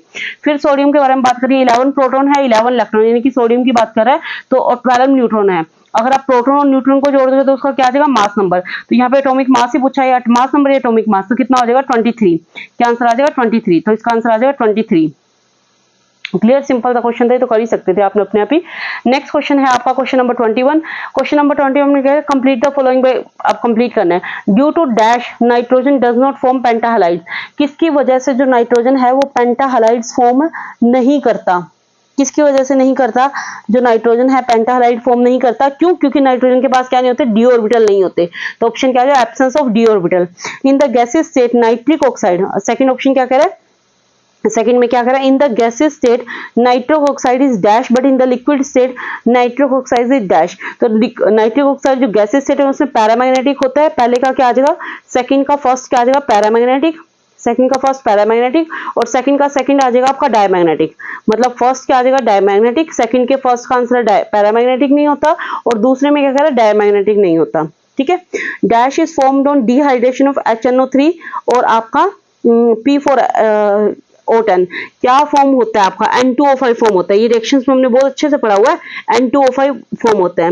Dash is a dash acid, H3PO3 is a dash acid. कैसा एसिड होता है? डाइबेसिक एसिड होता है। कैसा एसिड होता है? डाइबेसिक एसिड होता है। सिंपल सा क्वेश्चन है, कर सकते हो, कोई खास वो डिफिकल्ट वाले क्वेश्चन नहीं है कि आपको समझ ही ना आ रहा हो, बिल्कुल सिंपल क्वेश्चन की बात कर रहे हैं। अब बात करते हैं क्वेश्चन नंबर 22 की। ये आपको दिया हुआ है, आप इसको पैराग्राफ को पढ़ेंगे। क्वेश्चन की मैं बात करूं, फर्स्ट क्वेश्चन क्या कहता है? Why did the sales boy refuse to put the sweet box in the polythene bag? Obvious सी बात है, पॉलिथीन बैग बैंड है, इसलिए जो भी आपका सेल्स बॉय है उसने स्वीट बॉक्स को पॉलिथीन में रखने से मना कर दिया। और जो पॉलिथीन होते हैं वो कैसे होते हैं? नॉन बायोडिग्रेडेबल होते हैं। नॉन बायोडिग्रेडेबल कैसे होते हैं? नॉन बायोडिग्रेडेबल होते हैं, इसलिए उसने पॉलिथीन बैग में रखने से मना कर दिया। As a student of chemistry why should you advocate the use of paper bag instead of, वही बात है, क्यों करते हो? केमिस्ट्री के स्टूडेंट है फिर भी कहता है पेपर बैग यूज क्यों करते हो? क्योंकि आपको पता है कि जो प्लास्टिक है या पॉलिथीन है, अगर वो प्लास्टिक के बने होंगे तो वो क्या करेंगे? पॉलिथीन बैग वो जलते हैं तो बहुत ज्यादा पोल्यूशन क्रिएट करते हैं। तो इसकी वजह से हम क्या करते हैं? पेपर बैग को यूज करते हैं ताकि वो बार बार यूज हो सके। और पॉलिथीन बैग क्या होते हैं? नॉन बायोडिग्रेडेबल होते हैं, इसलिए हम उसका यूज करते हैं। नेक्स्ट क्वेश्चन क्या कर रहा है? Give a use of biodegradable polymer. Biodegradable polymer का क्या यूज है? आपका पैकिंग के अंदर यूज आता है। सिंपल, सबसे पहला इंपॉर्टेंट यूज तो क्या है? पैकिंग के अंदर यूज आता है। एक नंबर में इतने ही लिख दो। विच of the following is a natural polymer, इनमें से कौन सा नेचुरल पॉलीमर है? देखते ही पता चल रहा है प्रोटीन क्या है आपका? एक नेचुरल पॉलीमर है, तो इसका आंसर क्या आ जाएगा? प्रोटीन। अब देखिए क्वेश्चन नंबर 23 में भी आपको वही पैराग्राफ दे रखे है, उसको रीड करना है। आप पैराग्राफ रीड करो, मैं सीधा क्वेश्चन करवा रही हूँ। जो क्वेश्चन क्या है? सिंपल सा क्वेश्चन है। The atomic number of the 3 lanthanoids are XYZ। एक आपको 3 एटॉमिक नंबर दे रखे हैं, एक का नंबर है 65, एक का है 68 और एक का है 70। आपको बताना है अगर ये Ln3+ हो, मतलब लैंथेनॉइड सीरीज दे रखी है, उसमें सब ने 3-3 एटम 3-3 इलेक्ट्रॉन लूज कर दिए, तो आप बताइए इसकी इलेक्ट्रॉन कन्फिग्रेशन क्या होगी? पहले आपको ये पता होना चाहिए 65 नंबर होता किसका है। पहले तो मैं ये बता दूं कि जो लैंथेनॉइड सीरीज है वो कहां से स्टार्ट होती है? 58 से स्टार्ट होके La से स्टार्ट होके Lu पे खत्म होती है, जो कि क्या होता है? 71। ठीक है, ये सारी आपकी लैंथेनॉइड सीरीज होती है। F ब्लॉक की फर्स्ट सीरीज जिसको हम लैंथेनॉइड बोलते हैं, नेक्स्ट सीरीज को एक्टिनॉइड बोलते हैं। तो लैंथेनॉइड सीरीज में 65 किसका नंबर होता है? 65 नंबर होता है आपका टेरिबियम का। टेरिबियम का किसका होता है? टेरिबियम। टेरिबियम TERBIUM। तो अगर मैं इसकी इलेक्ट्रॉनिक कॉन्फ़िगरेशन की बात करूं तो इसकी इलेक्ट्रॉनिक कॉन्फ़िगरेशन क्या होती है? जीनोन 4f9 और 6s2 4f9 6s2। मैं सीधा यहाँ पे लिख लूँ टेरिबियम। टेरिबियम की होती है जीनोन 4f9 सॉरी 4f9 और 6s2। ठीक है, उसके बाद अगर मैं बात करूँ 68 नंबर की, ये होता है आपका एरबियम। एरबियम की क्या होती है? जीनोन जीनोन के बाद होता है आपका 4f12 और आपकी होती है 6s2, ठीक है।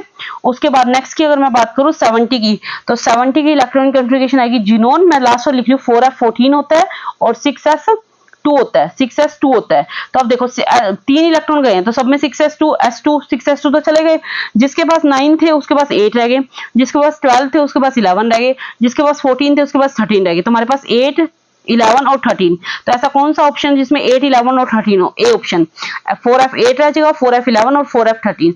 तो अगर 3 इलेक्ट्रॉन लूज कर देंगे तो आपके पास ये इलेक्ट्रॉनिक कॉन्फ़िगरेशन आएगी, ठीक है।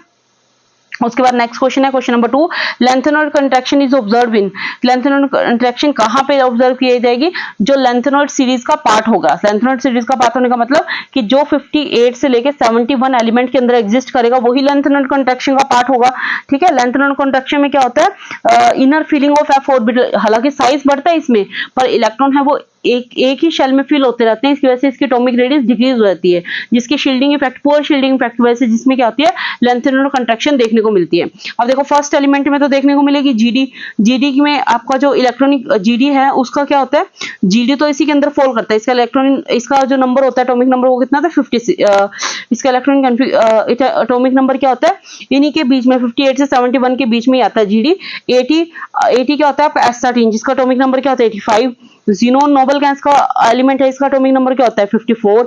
टी की बात करूं टेलीरियम का एटॉमिक नंबर क्या होता है? 52। तो जब ये एफ ब्लॉक के एलिमेंट्स ही नहीं है, तीनों एफ ब्लॉक के एलिमेंट्स नहीं है, तो एफ ब्लॉक इसमें लेंथेनॉइड कॉन्ट्रैक्शन देखने को नहीं मिलेगी, सिर्फ जीडी के अंदर लेंथेनॉइड कॉन्ट्रैक्शन आपको देखने को मिलेगी। अब देखो क्वेश्चन नंबर 30, थर्ड की बात करते हैं। थर्ड में आपके क्या पूछा है? इनकरेक्ट स्टेटमेंट, ध्यान से पढ़ना, इनकरेक्ट स्टेटमेंट पूछिए लेंथेनॉइड कॉन्ट्रैक्शन के बारे में। श्रिंकनेस होती है, बिल्कुल होती है। डिक्रीज इन रेडियो होती है, बिल्कुल। शील्डिंग इफेक्ट होता है, बिल्कुल होता है। प्रॉपर्टीज ऑफ बॉडी, ये बी ऑप्शन क्या हो जाएगा? गलत, ये ऑप्शन इंटरेक्ट है। फर्स्ट, थर्ड और फोर्थ स्टेटमेंट इसके लिए क्या हो जाएगी? बिल्कुल सही हो जाएगी, ठीक है। आगे क्या है? अब एक और पैराग्राफ क्वेश्चन दिए हुए है कि आपके विलेज के नियर क्या कर रहा है, कोई मतलब मर्करी सेल्स को इकट्ठा कर रहा था, ये क्वेश्चन दिया हुआ है। तो आपको सोल्व करना है what is the harmful effect of mercury, mercury से क्या हानि होगी? अगर कोई पर्सन है वो पानी के साथ अगर आप मर्करी को इकट्ठा कर रहा है तो उससे मर्करी इकट्ठा करने से उसको क्या हानि है? मतलब अगर वो मर्करी ले भी लेगा, इकट्ठा कर भी लेगा तो उसको क्या हानि है, ये आपको इस क्वेश्चन के अंदर बताना है, ठीक है। कि अगर वो मर्करी को ले लेगा तो क्या हो जाएगा उससे। देखो इम्पेयर न्यूरोलॉजिकल डेवलपमेंट होता है, इससे न्यूरोलॉजिकल मतलब दिमाग की कोई प्रॉब्लम हो जाती है, इसलिए इसको इकट्ठा नहीं करना चाहिए। पानी अगर वो पियेंगे मर्करी हो इसमें तो उसका जो दिमाग है उसके अंदर प्रॉब्लम हो जाएगी, न्यूरोलॉजिकल कंडीशंस में उसको न्यूरोलॉजिकल आपको डेवलपमेंट में ब्रेन को डेवलप करने में प्रॉब्लम होगी अगर वो पानी के साथ क्या करेगा? मर्करी को ले लेगा। What values are associated with above discussion, जो आपने डिस्कशन किया है सारे इन्वायरमेंट के बारे में डिस्कशन किया आपने, तो यहाँ पे एक ऐसी डिस्कशन क्या एसोसिएट करती है कि आप एनवायरनमेंट की केयर करते हो और उसके बारे में आप लोगों को अवेयर कर रहे हो कि आपको किस तरह का जो पानी है या किस तरह की चीजों को इकट्ठा करना चाहिए। तो एनवायरनमेंट की केयर के ऊपर ही आपका आ जाएगा। क्वेश्चन नंबर 24 की अगर मैं बात करूं, क्वेश्चन नंबर 24 देखो आपका क्या कहता है। क्वेश्चन नंबर 24 देखिए क्या कहता है। क्वेश्चन नंबर 24 में मैच द फॉलोइंग, मैच करना है आपको। ये कॉलम दिया हुआ है, आपको इसको मैच करना है। देखो थोड़ा सा बड़ा करते हैं, कॉलम मैच करना है। देखो मैच करने में ना सबसे पहले एक काम किया करो, क्या मैच में सबसे पहले आपको काम करना है, सबसे पहले ये काम करना है आपको कि आपका डबल बॉन्ड या ट्रिपल बॉन्ड देख लो, उसको उसके साथ मैच करो। देखो यहाँ पे सी में ट्रिपल बॉन्ड है, यहाँ पे कहीं ट्रिपल बॉन्ड नजर आया? बिल्कुल नजर आया, तो सी के साथ तो 1 मिल जाएगा। तो ऑप्शन में देखो अगर सी के साथ ओनली 1 दिया हुआ है तो 1 उसके साथ मैच हो जाएगा। दूसरा देखो बेंजीन रिंग का स्ट्रक्चर ये मिल रहा है इसके साथ, तो बेंजीन रिंग का स्ट्रक्चर ये हो जाएगा। अब इसको काउंट करो, इसके अंदर कितने नंबर ऑफ कार्बन है? 8 नंबर ऑफ कार्बन है। 8 नंबर ऑफ कार्बन देखो इसमें होंगे 8 नंबर, क्योंकि सबसे बड़ी चेन यही दिख रही है। बाकी आप काउंट कर लेना, 8 नंबर कार्बन में कोई इसी में नजर आ रहे हैं, तो ये इसका आंसर हो जाएगा। डी को आप इससे मैच कर दीजिए। तो इन चारों को मैच करके देख लिया, आपका आंसर क्या होगा वही आप आंसर पे टिक कर दीजिए, ठीक है। इस तरह से आप इसका नेमिंग मैंने आपको कराई है वैसे अच्छे से, तो वहां से भी इसको कर सकते हो। तो ABCD में देखिए कौन सा आंसर होगा वही इसका आंसर आप इसके अंदर कर देना। आगे क्या कह रहा है, रिएक्शन आपको कंप्लीट करनी है। जो फॉलोइंग रिएक्शन है उसको आपको कंप्लीट करनी है। ये देखो यहाँ पे क्या दे रखा है, एल्डिहाइड, और एल्डिहाइड में जब आप क्या करते हो, ये क्या कर रखा है, इसने कैटलिस्ट का यूज कर रखा है। जब एल्डिहाइड में आप कैटलिस्ट का यूज करते हो, जैसे PD हो गया, निकल हो गया, जब इसमें एल्डिहाइड में कैटलिस्ट का यूज करते हैं तो ये क्या करता है, यहाँ पे अल्कोहल बना देता है। तो यहाँ पे क्या बन जाएगा, आपका अल्कोहल बन जाएगा। तो बेसिकली रिएक्शन क्या बनेगी, CH3 CH2 और यहाँ पे क्या बन जाएगा, एक अल्कोहल बन जाएगा, CH2OH बन जाएगा, OH बन जाएगा, यहाँ पे क्या बन जाएगा, CH2OH बन जाएगा, तो बेसिकली अल्कोहल बन जाएगा।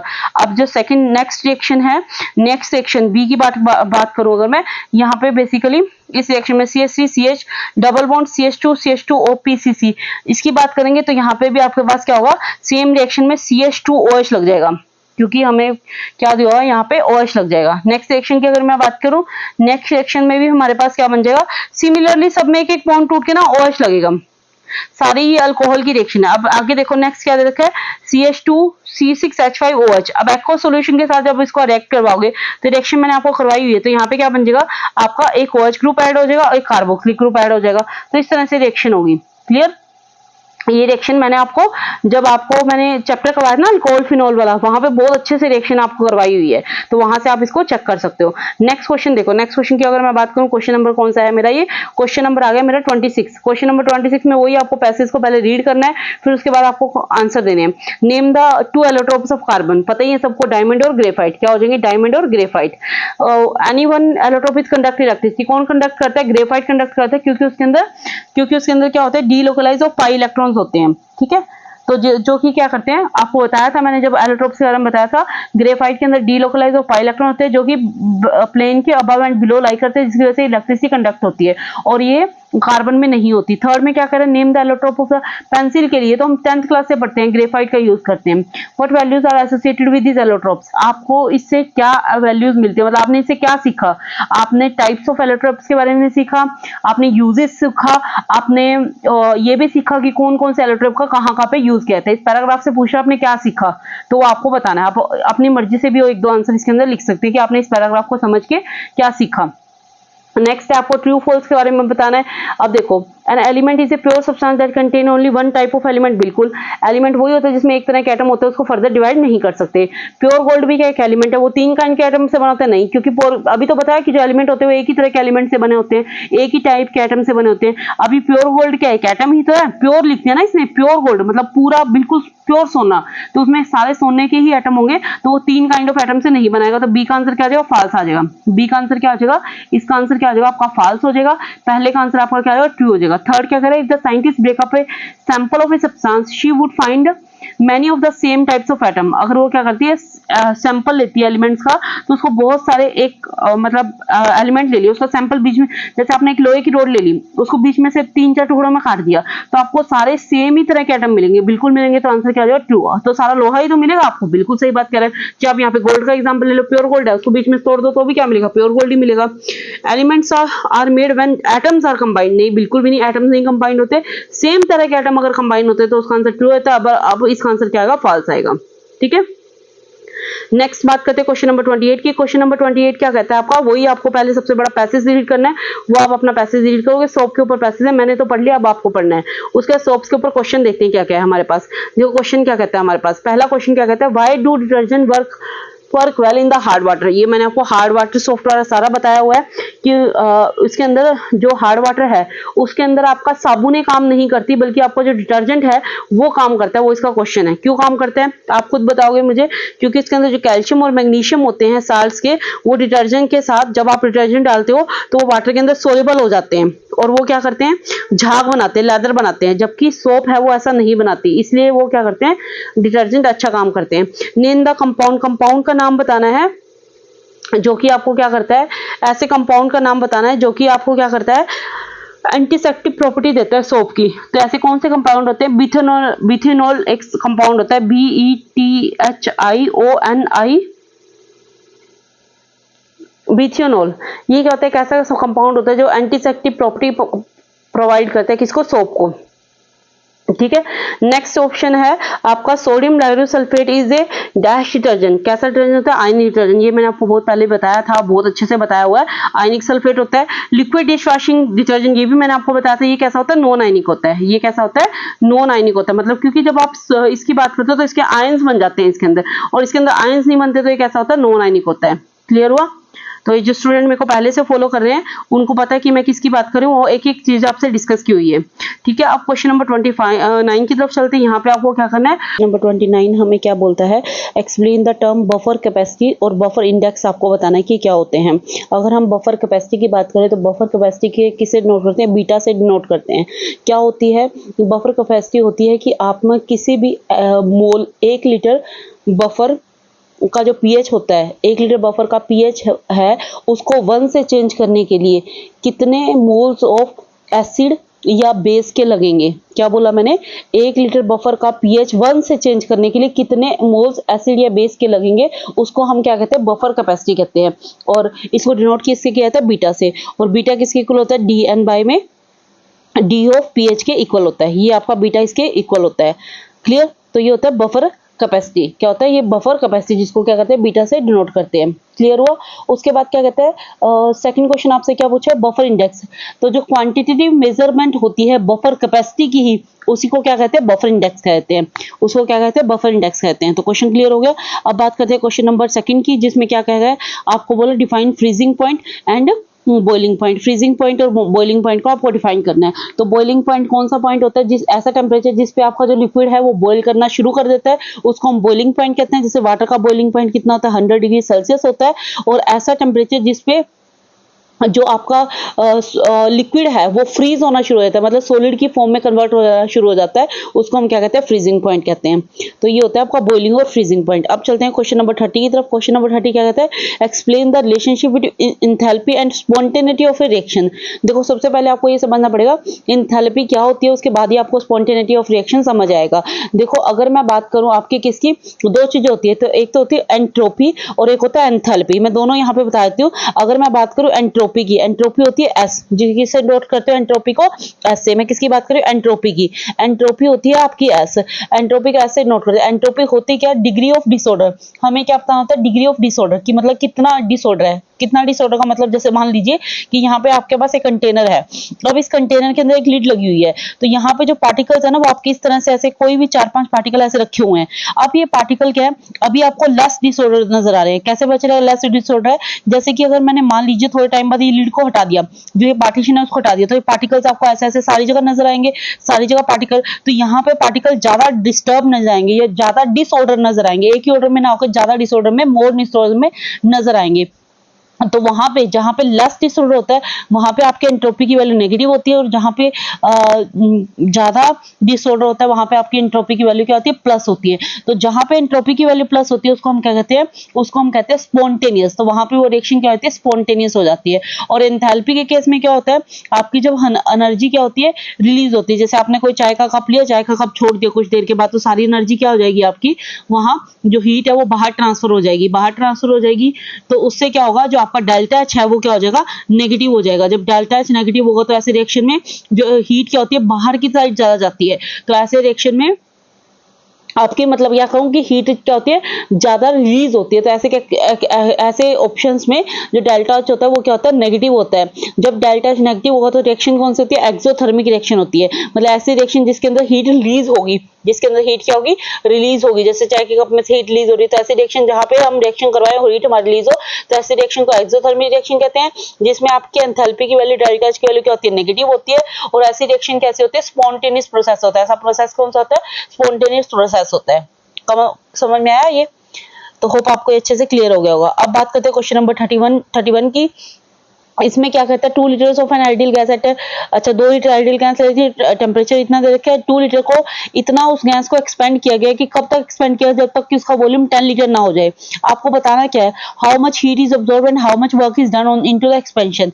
हीट कितनी ऑब्जर्व होगी और आपका कितना एक्सपेंशन होगा। तो देखो जब हम इसकी बात करते हैं, वर्क डन की बात करें, तो आपका वर्क डन आपको पता है क्या होता है, W is equal to P into में डेल्टा वी, P इंटू में डेल्टा वी। अब डेल्टा वी क्या होता है, चेंज इन वॉल्यूम। अब आपका वॉल्यूम क्या था, पहले 2 लीटर था, देखो 2 लीटर से रखा है ना, अब कितना दे रखा है 10 लीटर हो गया, तो 10 माइनस 2 कितना चेंज हुआ, 8 लीटर का वॉल्यूम के अंदर तो 8 लीटर का चेंज हुआ। पर जब हम बात करते हैं किसके, प्रेशर की, तो आइसोथर्मल के केस में आपका प्रेशर की वैल्यू क्या आती है 0। तो आपका जो फॉर्मूला था W is equal to minus of P delta V, तो यहाँ पे अगर P 0 हो गया तो ये सारा फॉर्मूला क्या हो जाएगा 0, तो W इज इक्वल टू क्या हो जाएगा 0 हो जाएगा। और जब वर्क ही नहीं होगा वहां पे, अगर वर्क की वैल्यू 0 हो जाएगी तो हीट की वैल्यू भी क्या हो जाएगी 0 हो जाएगी। तो यानी कि आपका डेल्टा एच 0, तो वहां पे हीट, कोई भी किसी भी तरह की हीट अब्सॉर्ब होगी ही नहीं, तो नो हीट इज अब्सॉर्ब, और वर्क डन की वैल्यू भी क्या हो जाएगी 0 हो जाएगी। तो क्वेश्चन 31 समझ आया, तो W भी 0 हो जाएगा और हीट भी किसी तरह की अब्सॉर्ब नहीं होगी। नेक्स्ट क्वेश्चन क्या कहते हैं, 31 के सेकंड पार्ट की बात करूं तो 31 का सेकंड पार्ट क्या कहता है, which of the following will increase the internal energy of the system and why, इनमें से क्या इंटरनल एनर्जी सिस्टम की बढ़ा देगा। हीट जब हम किसी भी सिस्टम को देते हैं, ए इज द राइट आंसर, जब हम किसी भी सिस्टम को हीट देते हैं तो उसकी इंटरनल एनर्जी क्या होती है, बढ़ जाती है। क्यों, क्योंकि आपको पता है कि जो डेल्टा यू होता है हमारा, डेल्टा यू फर्स्ट लॉ आप बताओगे मुझे क्या होता है, तो जब हम सिस्टम को हीट देंगे तो फर्स्ट लॉ के अकॉर्डिंग हमारा जो क्या होता है, आपकी जो इंटरनल एनर्जी होती है किसी भी सिस्टम की, वो क्या हो जाती है, इंक्रीज हो जाती है। समझ में आया, बात क्लियर होगी, इंटरनल एनर्जी कैसे चेंज होती है, कैसे इंटरनल एनर्जी इंक्रीज हो जाएगी आपकी, वो आपको इसके अंदर से स्टडी करना है, बताना है मुझे। अब आप बोलोगे मैम फर्स्ट लॉ क्या होता है, वो आप मुझे बताओगे सोच के कि फर्स्ट लॉ आपका क्या होता है, उसके अकॉर्डिंग आप मुझे बताओगे कि फर्स्ट लॉ से आपकी एनर्जी कैसे इंक्रीज होगी। ये मैंने आपको बता दिया कि फर्स्ट लॉ ऑफ थर्मोडायनेमिक्स की वजह से आपकी जो हीट है वो सिस्टम की क्या हो जाएगी, इंक्रीज हो जाएगी। क्लियर। उसके बाद हम बढ़ते हैं नेक्स्ट क्वेश्चन की तरफ। नेक्स्ट क्वेश्चन हमारा क्या है, क्वेश्चन नंबर 32। एक सेकंड रुकिए, मैं क्वेश्चन पे आ जाती हूँ वापस से। क्वेश्चन नंबर 32 क्या कहता है, Why we use this study enthalpy change, not the internal energy change। हम enthalpy change को क्यों पढ़ते हैं, उसको क्यों नहीं स्टडी करते हम, क्योंकि जो जितने भी प्रोसेसेस होते हैं आपके, उसमें क्या होती है, जितनी भी रिएक्शंस होती है वो क्या होती है आपकी ओपन वेसल्स में रिएक्शंस होती है। जितनी भी रिएक्शंस होती है वो कैसी रिएक्शंस होती है, ओपन वेसल के अंदर रिएक्शन होती है। तो वहां पे हमें हीट का बारे में ज्यादा स्टडी करने की जरूरत नहीं, क्योंकि अगर रिएक्शन ही ओपन वेसल में हो रही है तो इंटरनल एनर्जी की हीट के ट्रांसफर के बारे में पढ़ेंगे नहीं, तो वहां पे हमें किसके बारे में पढ़ना पड़ेगा, एंथैल्पी चेंज के बारे में स्टडी करना पड़ता है। इसीलिए हम क्या करते हैं, एंथैल्पी चेंज के बारे में ज्यादा स्टडी करते हैं, क्योंकि टेम्परेचर कांस्टेंट है तो हीट का तो हम ज्यादा स्टडी करने की जरूरत नहीं है, हमें किसके बारे में स्टडी करने की जरूरत है, एंथैल्पी के। इसलिए हम क्या करते हैं, एंथैल्पी के बारे में स्टडी करते हैं। अब उसके बाद नेक्स्ट क्वेश्चन क्या कहता है, नेक्स्ट क्वेश्चन क्या कहता है, नेक्स्ट क्वेश्चन आपका, comment the bond energies of the 4 carbon and hydrogen bond of methane. अब आपको पता है मीथेन क्या होता है, एक सी होता है, उसके साथ में 4 क्या लगे होते हैं, हाइड्रोजन बॉन्ड लगे होते हैं, उनकी बॉन्ड एनर्जी के बारे में बताना है। देखो बॉन्ड एनर्जी मतलब बॉन्ड को तोड़ने के लिए जो एनर्जी देनी पड़ती है उसको बॉन्ड एनर्जी देते हैं। अब पहले बॉन्ड को तोड़ने के लिए मान लीजिए कि आपका 4 बॉन्ड है, अब मान लीजिए फर्स्ट बॉन्ड ये रहा, सेकंड बॉन्ड ये रहा, थर्ड बॉन्ड ये रहा, फोर्थ बॉन्ड ये रहा। अब इन चारों को तोड़ने के लिए अलग अलग एनर्जी देनी पड़ेगी, तो हम क्या कर लेते हैं, यहाँ पे चारों की एवरेज एनर्जी ले लेते हैं। अलग अलग एनर्जी को हम डिफाइन नहीं करते, चारों की एनर्जीज का टोटल लेते हैं, first energy, second energy, first bond के तोड़ने के लिए एनर्जी चाहिए, जो सेकंड को तोड़ने के लिए जो चाहिए, जो थर्ड को तोड़ने के लिए, जो फोर्थ को तोड़ने के लिए चाहिए। चारों को तोड़ने के लिए जो एवरेज एनर्जी चाहिए वो हम ले लेते हैं। तो वो एवरेज एनर्जी कितनी होती है, 1662 बाय में 4 किलो जूल पर मोल, तो इतनी एनर्जी हो जाती है। तो हम चारों को इसको 4 से डिवाइड कर देंगे, तो मतलब हमारा कितना आ जाएगा 415.5, इतनी एनर्जी किलो जूल पर मोल, इतनी एनर्जी हमें एक बॉन्ड को तोड़ने के लिए चाहिए। तो अगर एक बॉन्ड का पूछा जाए तो 415 एनर्जी चाहिए, अगर आपका 4 बॉन्ड का पूछा जाए तो कितनी आ जाएगी 1662 एनर्जी, किलो जूल पर मोल एनर्जी, हमें इतनी एनर्जी चाहिए किसी भी बॉन्ड को तोड़ने के लिए। क्लियर। उसके बाद क्वेश्चन नंबर 33 की बात करें, 33 में क्या कहते हैं, explain neutralisation reaction according to Arrhenius theory. Arrhenius theory के अकॉर्डिंग आपको न्यूट्रलाइजेशन रिएक्शन बतानी है। ये तो सिंपल सी बात है। अरेनस थ्योरी में क्या कहता है, अगर आप कोई भी अरेनस एसिड ले लेते हो और बेस ले लेते हो, क्या लेते हो, एक एसिड ले लेते हो और एक अरेनस बेस ले लेते हो, तो उससे हमेशा क्या बनेगा, उससे बनेगा वाटर या फिर साल्ट बनेगा। क्या बनेगा, वाटर या फिर साल्ट बनेगा। अब देखो एक सिंपल सा रिएक्शन बनती हूँ, जो वाटर होता है वो किससे बना होता है, H प्लस से जो कि क्या एसिड, और OH नेगेटिव से जो कि क्या बेस। इन दोनों को मिलाओगे तो क्या बन जाएगा, पानी बन जाएगा, जो कि क्या है, आपको वही तो कह रहा है कि एसिड और बेस को मिला के क्या बन जाता है, वाटर और सॉल्ट मिलता है। एक और एग्जांपल ले सकते हो कि आपने HCl ले लिया, एक H प्लस ले लिया प्लस Cl नेगेटिव ले लिया, क्या ले लिया, एक H प्लस ले लिया, एक Cl नेगेटिव ले लिया, साथ ही में आपने क्या ले लिया, बेस ले लिया। ये तो क्या हो गया, एसिड हो गया। ये क्या है, एसिड, क्योंकि हमें पता है कि HCl तो क्या होता है, एसिड होता है, और बेस चाहिए आप ले लो, KOH ले लो या फिर NaOH ले लो, ये दोनों ही क्या है, बेस हैं। तो मैंने क्या ले लिया, HCl और NaOH ले लिया, तो मैंने क्या लिया, HCl एसिड ले लिया, H+ और Cl नेगेटिव ले लिया, और बेस ले लिया मैंने Na+ और OH नेगेटिव ले लिया। तो अब जब इन दोनों को जोड़ोगे तो क्या बनेगा, देखो ऑब्वियस सी बात है, H+ और OH बनेगा, यानी कि एक तो वाटर बन जाएगा H2O, और NaCl अलग ऐड हो जाएगा। तो NaCl क्या होता है, हमारा साल्ट, टेबल साल्ट जो हम खाते हैं, नमक बन जाएगा। तो ये क्या है, न्यूट्रलाइजेशन रिएक्शन होती है। क्लियर हो, समझ आ गया अच्छे से। अब हम बढ़ते हैं क्वेश्चन नंबर 34 की तरफ। क्वेश्चन नंबर 34 हमारा क्या कहता है, इफेक्ट, क्या इफेक्ट बढ़ेगा हम अगर एक्टिवेशन एनर्जी के अंदर कैटलिस्ट को डाल दें। देखो सबसे पहले तो एक्टिवेशन एनर्जी समझने की जरूरत है कि एक्टिवेशन एनर्जी होती क्या है। देखो एक्टिवेशन एनर्जी क्या होती है, ऐसी अमाउंट ऑफ एनर्जी होती है जब भी हम क्या कहते हैं, किसी भी रिएक्टेंट को वो एनर्जी चाहिए होती है रिएक्शन को प्रोसीड करने के लिए। देखो रिएक्शन कैसे होती है, ये आपका रिएक्टेंट होता है, इससे क्या बनता है, प्रोडक्ट बनता है। अब वो रिएक्टेंट को जो मिनिमम अमाउंट ऑफ एनर्जी चाहिए होती है जिससे वो प्रोडक्ट में कन्वर्ट हो जाए, उसको क्या बोलते हैं, एक्टिवेशन एनर्जी बोलते हैं। क्लियर हो, पहले तो एक्टिवेशन एनर्जी समझ आई। अब आप कैटलिस्ट ऐड कर दोगे, ऑब्वियस सी बात है, अगर कैटलिस्ट का काम क्या होता है, रिएक्शन को बढ़ा देना। अब अगर आपने कैटलिस्ट ऐड कर दिया तो एक्टिवेशन एनर्जी वहां पे क्या हो जाएगी, एक्टिवेशन एनर्जी रिड्यूस हो जाएगी, तो रेट ऑफ रिएक्शन क्या हो जाएगा, फास्ट हो जाएगा। तो रेट ऑफ रिएक्शन क्या हो जाएगा, फास्ट हो जाएगा। तो वैसे भी कैटलिस्ट का काम क्या होता है, रिएक्शन को फास्ट करना। क्लियर हुआ। अब ये कहता है कि अगर मैंने क्या कर दी, गिब्स फ्री एनर्जी के अंदर Gibbs energy of the reaction, Gibbs free energy of the reaction पे कैटलिस्ट का कोई प्रभाव नहीं पड़ेगा। क्यों नहीं पड़ेगा, क्योंकि जो गिब्स एनर्जी है वो क्या है, आपका स्टेट फंक्शन है। क्या है, आपका स्टेट फंक्शन है। और ये ऐसा स्टेट फंक्शन है, कैसा स्टेट फंक्शन है, मतलब क्या स्टेट फंक्शन का मतलब कि ये क्या करता है, सिर्फ डिपेंड करता है आपके फाइनल स्टेट और इनिशियल स्टेट पे। फाइनल स्टेट, इनिशियल स्टेट क्या था और फाइनल स्टेट क्या था, उस पर डिपेंड करता है। तो इसलिए इसको मतलब ही नहीं है कि रिएक्शन फास्ट हो रही है, स्लो हो रही है, तो इसका कैटलिस्ट के ऊपर कोई फर्क नहीं पड़ेगा, क्योंकि ये सिर्फ फाइनल स्टेट और इनिशियल स्टेट पे डिपेंड करता है, इसलिए इसमें कैटलिस्ट का कोई भी फर्क नहीं पड़ता। क्लियर हुआ। उसके बाद क्वेश्चन नंबर 35 की तरफ देखिए। क्वेश्चन नंबर 35 आपको क्या कहता है, क्वेश्चन 35 में हमारे पास बोलता है कि why is bismuth is stronger oxidizing agent than antimony. Bismuth stronger oxidizing क्यों होता है एंटीमनी से, बिल्कुल सिंपल सी बात है कि ये क्या है, ग्रुप 15 के मेंबर है। ग्रुप 15 में जैसे एंटीमनी, बिस्मथ इस तरह से आते हैं।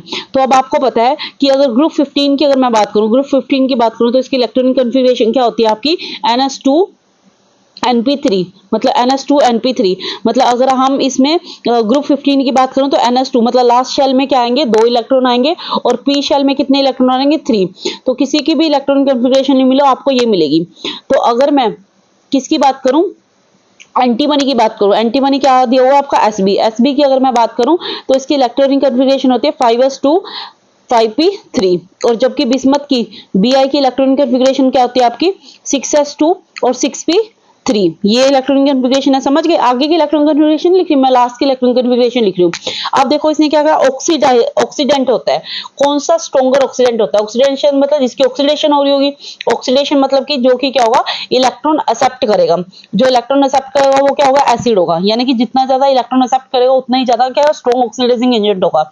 अब आपको पता है जब हम एंटीमनी से बिस्मथ मतलब ग्रुप में जब ऊपर से अपर से लोअर की तरफ जाते हैं तो इनर्ट इफेक्ट बढ़ता है। इनर्ट पेयर इफेक्ट क्या होगा, इंक्रीज होगा। इनर्ट पेयर इफेक्ट इंक्रीज होने का क्या मतलब है कि जो पेयर्ड इलेक्ट्रॉन है, पेयर्ड इलेक्ट्रॉन कैसे, जो s ऑर्बिटल है उसके अंदर आपके क्या होंगे, 2 इलेक्ट्रॉन होंगे, और जो p ऑर्बिटल है उनमें सब में क्या होंगे, सबके पास एक एक सिंगल इलेक्ट्रॉन होगा।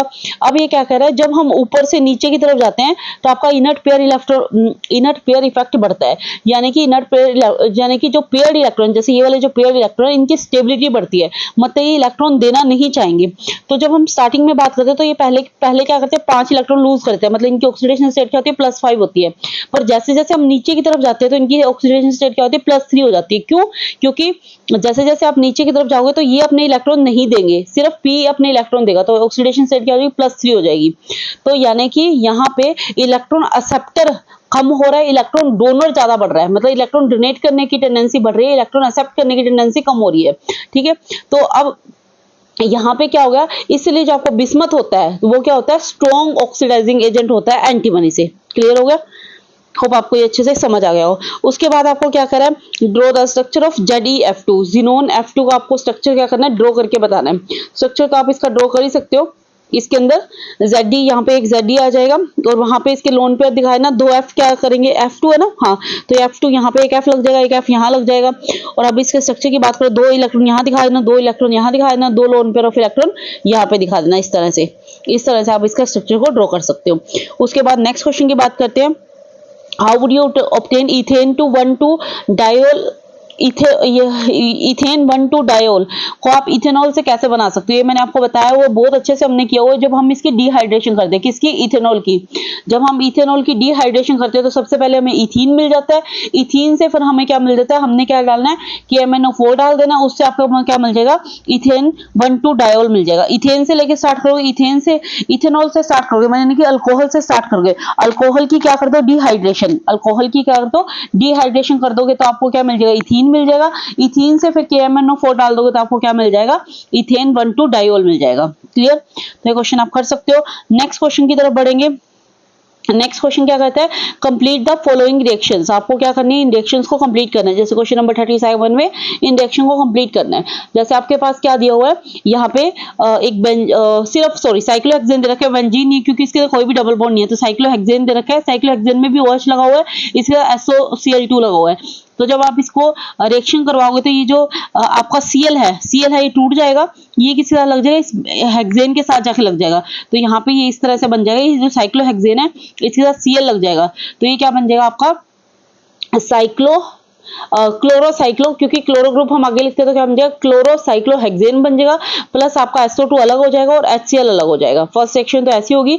सेकंड रिएक्शन है ये वाली जो रिएक्शन है, सेकंड रिएक्शन उसमें क्या होगा आपका, यहाँ पे 4-क्लोरोमिथाइल फिनोल बन जाएगा, 4-क्लोरोमिथाइल फिनोल बन जाएगा। इसके अंदर जो HCl है उसका ये क्या करेगा, जो OH है उसके ऊपर कोई फर्क नहीं पड़ेगा, ये तो एज इट इज पड़ा रहेगा। जो CH2OH है वहां से ये जो OH है, क्या कर रही हूं मैं, जो CH2OH है, ये जो CH2OH है ये OH को यहाँ से निकाल देगा और Cl इसकी जगह पे खुद आके ऐड बन जाएगा, लग जाएगा, तो क्या बन जाएगा, 4-क्लोरोमिथाइल फिनोल बन जाएगा आपके पास। क्लियर, सिंपल सी रिएक्शन थी।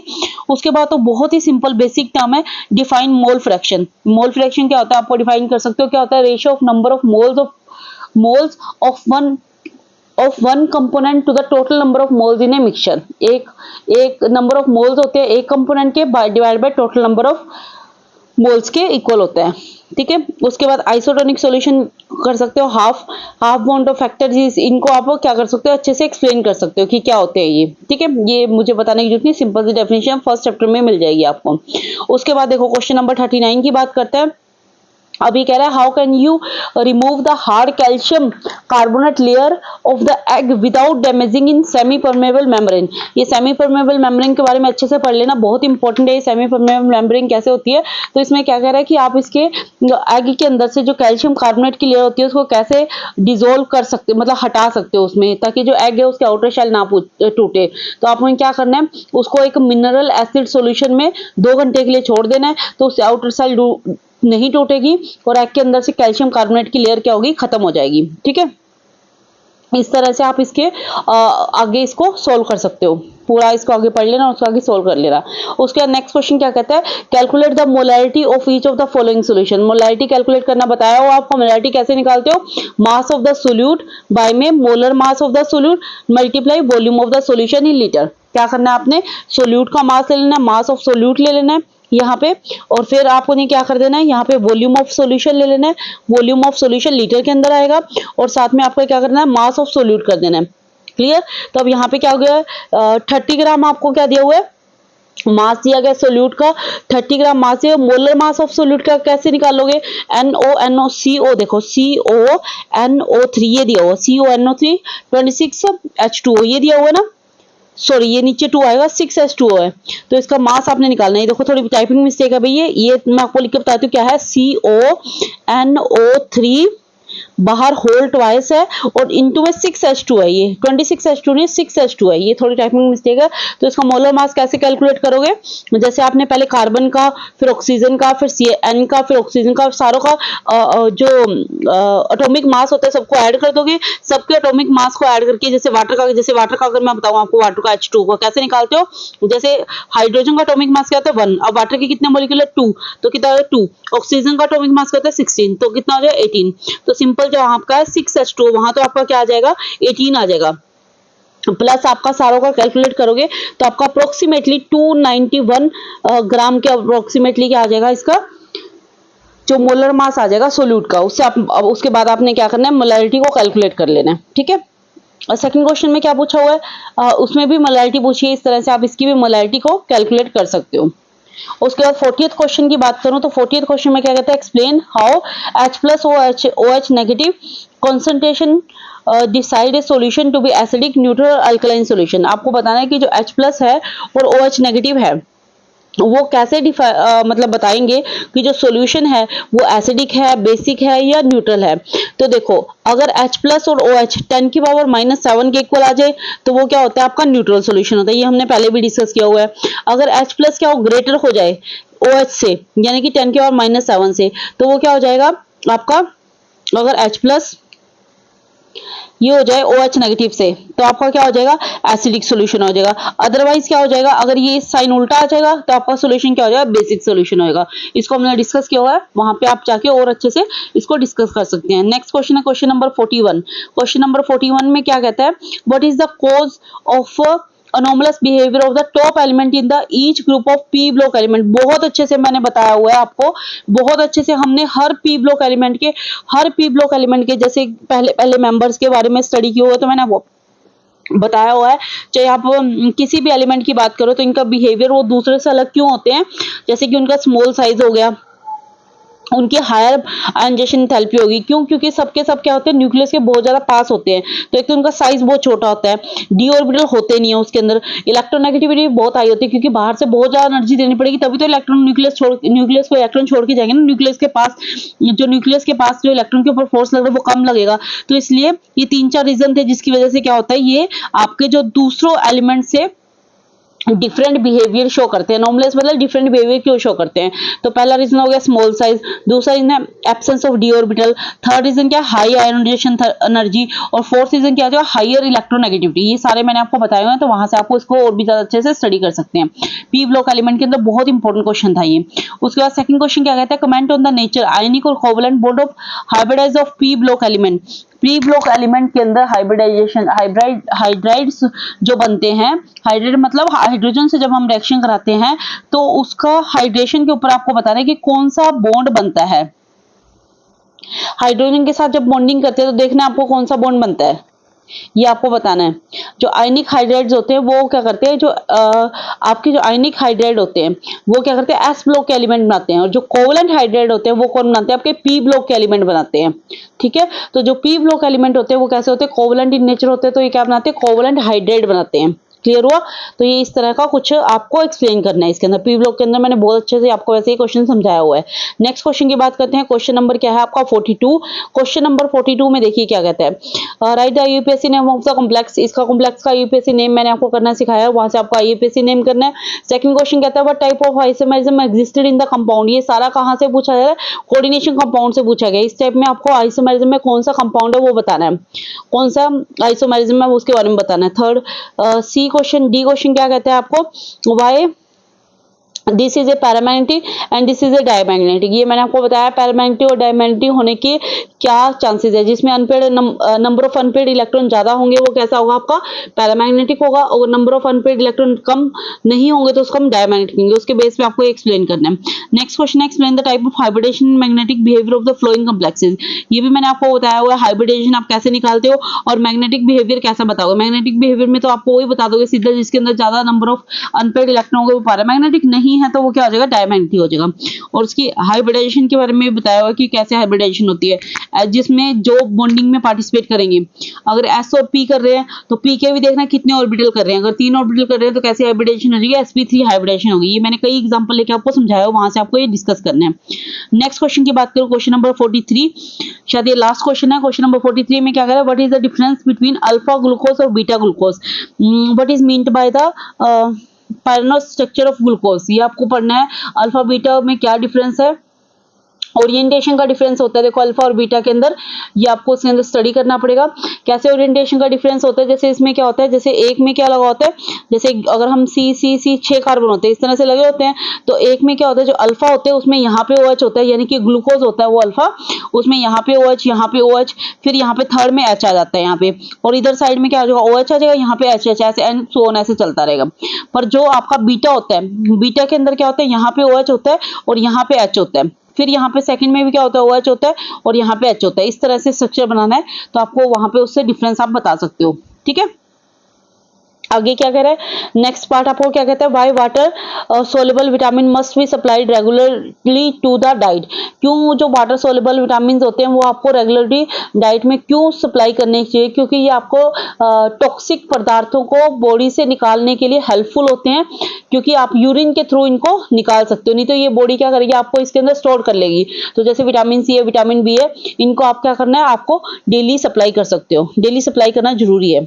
आगे क्या करें, डिफरेंशिएट बताना आपने एसेंशियल और नॉन एसेंशियल अमीनो एसिड के अंदर कि क्या डिफरेंस होता है, और आपको क्या बताना है, उसके बाद फाइब्रस और प्रोटीन्स के अंदर डिफरेंस बताना है। तो ये थे आपके कुछ इंपॉर्टेंट आपका सैंपल पेपर यहाँ पे कंप्लीट हो गया केमिस्ट्री का। उसके बाद आपके बढ़ेंगे कुछ इंपॉर्टेंट क्वेश्चन की तरफ। तो होप आपको ये सैंपल पेपर समझ आया होगा। अब बढ़ेंगे इसके कुछ इंपॉर्टेंट स्टूडेंट, तो बात करते हैं कुछ इंपॉर्टेंट क्वेश्चन की। सबसे पहला इंपॉर्टेंट क्वेश्चन है Dalton atomic theory. Dalton atomic theory के बारे में आपको बताना है। डाल्टन एटॉमिक थ्योरी क्या थी, तो ये आपका 1803 में जॉन डाल्टन ने दी थी, इंग्लिश साइंटिस्ट थे आपके। उन्होंने इस थ्योरी के बारे में दिया था, एटम के ऊपर ये थ्योरी थी। जब एटम्स के बारे में बात चल रही थी तो इन्होंने क्या कहा था कि जो मैटर होता है वो क्या कहते हैं, इंडिविजुअल एटम से मिलकर बना होता है।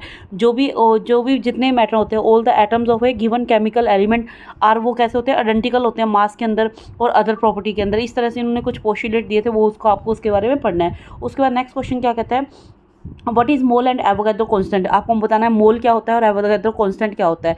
तो ये क्वेश्चन वही है जब आप कार्बन 12 के एटॉमिक मास से इसको कंपैरिजन करते थे। मतलब क्या होता था, a mole is the amount of a substance that contain a many element entities होती थी, जिसके अंदर आपके एटम्स होते थे, मोलिक्यूल्स होते थे, अदर पार्टिकल्स होते थे, उसको हम मोल कहते थे। और हम किससे कंपेरिजन करते थे, 12 gram of the carbon 12 isotope. Carbon 12 isotope से इसको कंपेरिजन करते थे, राइट, याद आया ना। तो उसी को हम क्या कहते थे, मोल कहते थे। मोल कहाँ से ड्राइव किया गया था, एक मतलब लैटिन वर्ड से ड्राइव किया गया था, जिसका मतलब क्या होता है, हीप या पाइल होता है, मतलब झुंड को कहते हैं बेसिकली मोल, ठीक है। वहाँ से आप इसको पढ़ सकते हो। उसके बाद बात करते हैं एवोगैड्रो कांस्टेंट की। एवोगैड्रो कांस्टेंट क्या है, एक नंबर था जिसको आपके एक साइंटिस्ट ने दिया था, जिसका नाम क्या था, एमिडो एवोगैड्रो ने आपका एक नंबर दिया था, जिसको हमने एवोगैड्रो कांस्टेंट कहा था। तो वो एवोगैड्रो कांस्टेंट क्या था, इटालियन साइंटिस्ट थे, तो जिन्होंने इस एक नंबर को ड्राइव किया था, जिसको उन्होंने एवोगैड्रो नंबर के नाम से जाना था। तो क्या था वो, 6.022 × 10⁻23 मोल इनवर्स, ये था एवोगैड्रो नंबर, जिसको आप इन्होंने एन और ए इससे डिनोट किया था। तो इस तरह से आपको एवोगैड्रो नंबर के बारे में पढ़ना है। उसके बाद कहता है what is the formula of atomic mass unit. Atomic mass unit का फॉर्मूला आपको पता होना चाहिए, क्या होता है। 1 एटॉमिक मास यूनिट किसके इक्वल होती है, mass of 1 carbon 12 atom, 1 carbon 12 atom divide by क्या होती है आपकी 12 से, वो 1 एटॉमिक मास यूनिट का फॉर्मूला होता है। उसके बाद आपसे नेक्स्ट इसी के अंदर पूछा है relationship between atomic mass and molecular mass, दोनों के बीच में क्या रिलेशनशिप होता है। देखो रिलेटिव एटॉमिक मास की अगर बात करूं तो वो होता है average mass of 1 atom of the element divide by क्या होता है 1/12 of the mass of 1 carbon atom, ठीक है। और अगर रिलेटिव मोलिकुलर मास की बात करूँ तो वो क्या होता है average mass of 1 molecule of the substance by में 1/12, यही सेम फॉर्मूला आ जाएगा, ठीक है। इस तरह से आप इसको कैलकुलेट कर सकते हो। नेक्स्ट क्वेश्चन क्या कहता है, क्वेश्चन नंबर 4। क्वेश्चन नंबर 4 में हमें क्या कह रहा है, आपको कैलकुलेट करना है मोलर मास कैलकुलेट करना है आपको। Molar mass calculate, number of moles of a substance, molar volume percentage, ये मैंने आपको बहुत अच्छे से बताया हुआ है। जब आप मोलर मास वगैरह कैलकुलेट करते थे, इसके ऊपर न्यूमेरिकल करवाए थे, याद है आपको, जब मैंने स्टार्टिंग में आपको बताया था तो मैंने आपको न्यूमेरिकल वगैरह बताए थे। तो वहीं से आपको इसके न्यूमेरिकल में मैंने आपको सारों के न्यूमेरिकल में फॉर्मूलाज वगैरह सारा बताया था। तो वहाँ से इसको कैलकुलेट कर, नंबर ऑफ मोल्स कैसे निकालते हैं, बहुत इंपॉर्टेंट है। मोलर वॉल्यूम कैसे निकालते हैं, परसेंटेज कैसे निकालते हैं, 100 से मल्टीप्लाई करके, वो सारा आपको इसके अंदर कैलकुलेट करना है। उसके बाद लिमिटिंग रिएजेंट, ये भी बहुत इंपॉर्टेंट है, इसके बारे में भी आपको स्टडी करना है। उसके बाद क्या कहता है next question, Rutherford model of atom, वही अल्फा स्कैटरिंग पार्टिकल वाला एलिमेंट था ना, जिसमें आपने अल्फा पार्टिकल लिया था, उस पर जिसमें आपने एक गोल्ड फॉइल ली थी, उस पर अल्फा पार्टिकल्स की बम्बार्डमेंट करवाई थी, जहाँ से न्यूक्लियस का सर्च हुआ था, वही रदरफोर्ड मॉडल ऑफ एटम आपको करना है जो रदरफोर्ड ने दिया था। उसके बाद रदरफोर्ड एटम की कुछ लिमिटेशन थी जिसको बोहर ने कंप्लीट किया था, वही आपको बोहर मॉडल ऑफ एटम भी करना है, जिसमें वो कहता था, जिसने उसने KLMN इन शेल्स के बारे में स्टडी किया था, इसने पोस्टुलेट दिए थे, वो सारे एनर्जी लेवल्स के बारे में बताया था, वो आपको स्टडी करना है। उसके बाद आता है डी ब्रोगली वेवलेंथ, ये भी मैंने आपको बताया था लैम्बडा किसके इक्वल होता है, ये आप पढ़ोगे कि डी ब्रोगली वेवलेंथ के बारे में भी आपको फॉर्मूला पता होना चाहिए, क्योंकि कई बार इससे क्वेश्चन आ जाते हैं। नेक्स्ट क्वेश्चन क्या कहता है, गिव मैकेनिकल मॉडल ऑफ, ये क्या कह रहा है आपको, यहाँ पे गेम नहीं है, गिव आएगा। आपको ना बेसिकली 4 क्वांटम नंबर के बारे में पता होना चाहिए, कौन कौन से क्वांटम, तो जैसे स्पिन क्वांटम नंबर होता है, एजीमुथल क्वांटम नंबर होता है आपका, है ना, मैग्नेटिक क्वांटम नंबर होता है, ये 4 क्वांटम नंबर होते हैं, एजीमुथल और मैग्नेटिक क्वांटम नंबर एक ही होता है, और स्पिन क्वांटम नंबर होता है आपका मतलब, और एक ऑर्बिटल क्वांटम नंबर होता है, N होता है, एक M होता है, एक L होता है, एक S होता है। इन चारों क्वांटम नंबर के बारे में डिटेल में पढ़ना है, ये आपका बहुत इंपॉर्टेंट क्वेश्चन है। उसके बाद लाइन स्पेक्ट्रम ऑफ हाइड्रोजन आपको अच्छे से पढ़ना है, इसके अंदर जैसे आप Lyman series, Balmer series, Paschen series, वो मैं आपको ऊपर सैम्पल पेपर में समझा के गई हूँ, वही सारा लाइन स्पेक्ट्रम हाइड्रोजन एटम का, जिसके बारे में आपको स्टडी करना है। उसके बाद अगर हम बात करते हैं हमारे नेक्स्ट क्वेश्चन की, नेक्स्ट क्वेश्चन क्या कहता है, आपको डाइपोल मूवमेंट के बारे में पढ़ना। डाइपोल मूवमेंट क्या होता है, ये बैलेंस नहीं है भाई, टाइपिंग मिस्टेक है, थोड़ी बहुत जल्दबाजी में हो जाती है। Valence electron shell, valence electron theory, valence electron जो थ्योरी थी आपकी, उसके बारे में पढ़ना, बहुत इंपॉर्टेंट थ्योरी है। और आपको कंसेप्ट पढ़ना है किसका, हाइब्रिडाइजेशन का, ये थोड़ी सी टाइपिंग मिस्टेक है। हाइब्रिडाइजेशन जैसे sp3 हाइब्रिडाइजेशन क्या होती है, sp2 हाइब्रिडाइजेशन क्या होती है, sp हाइब्रिडाइजेशन क्या होती है, मैंने बहुत बार आपको ऑर्गेनिक केमिस्ट्री में एक एक करके डिटेल में बताया, पर केमिकल बॉन्डिंग में ये चैप्टर है तो आपको उसके अच्छे से पढ़िए। फिर वैलेंस बॉन्ड जो थ्योरी थी उसकी कुछ लिमिटेशन आई थी, जिसकी वजह से हमें क्या पढ़ना पड़ा था, वैलेंस बॉन्ड थ्योरी में क्या था, वैलेंस बॉन्ड थ्योरी के अंदर क्या था, जो इलेक्ट्रॉन पेयर थे, चाहे वो बॉन्डिंग हो चाहे नॉन बॉन्डिंग हो, अराउंड द सेंट्रल न्यूक्लियस वो क्या करते थे, अरेंज होते थे देमसेल्फ इन स्पेस, कि उसको जो उनके अंदर जो मिनिमम रिपल्शन हो, उनके अंदर मिनिमम रिपल्शन हो, ये क्या था, वैलेंस बॉन्ड थ्योरी थी। उसी के बाद आपको क्या पढ़ना है, ये तो थी वैलेंस बॉन्ड थ्योरी, उसकी कुछ लिमिटेशन थी, जिसकी वजह से क्या आई थी, मोलिकुलर ऑर्बिटल थ्योरी आई थी, तो ये भी आपको अच्छे से पढ़नी है।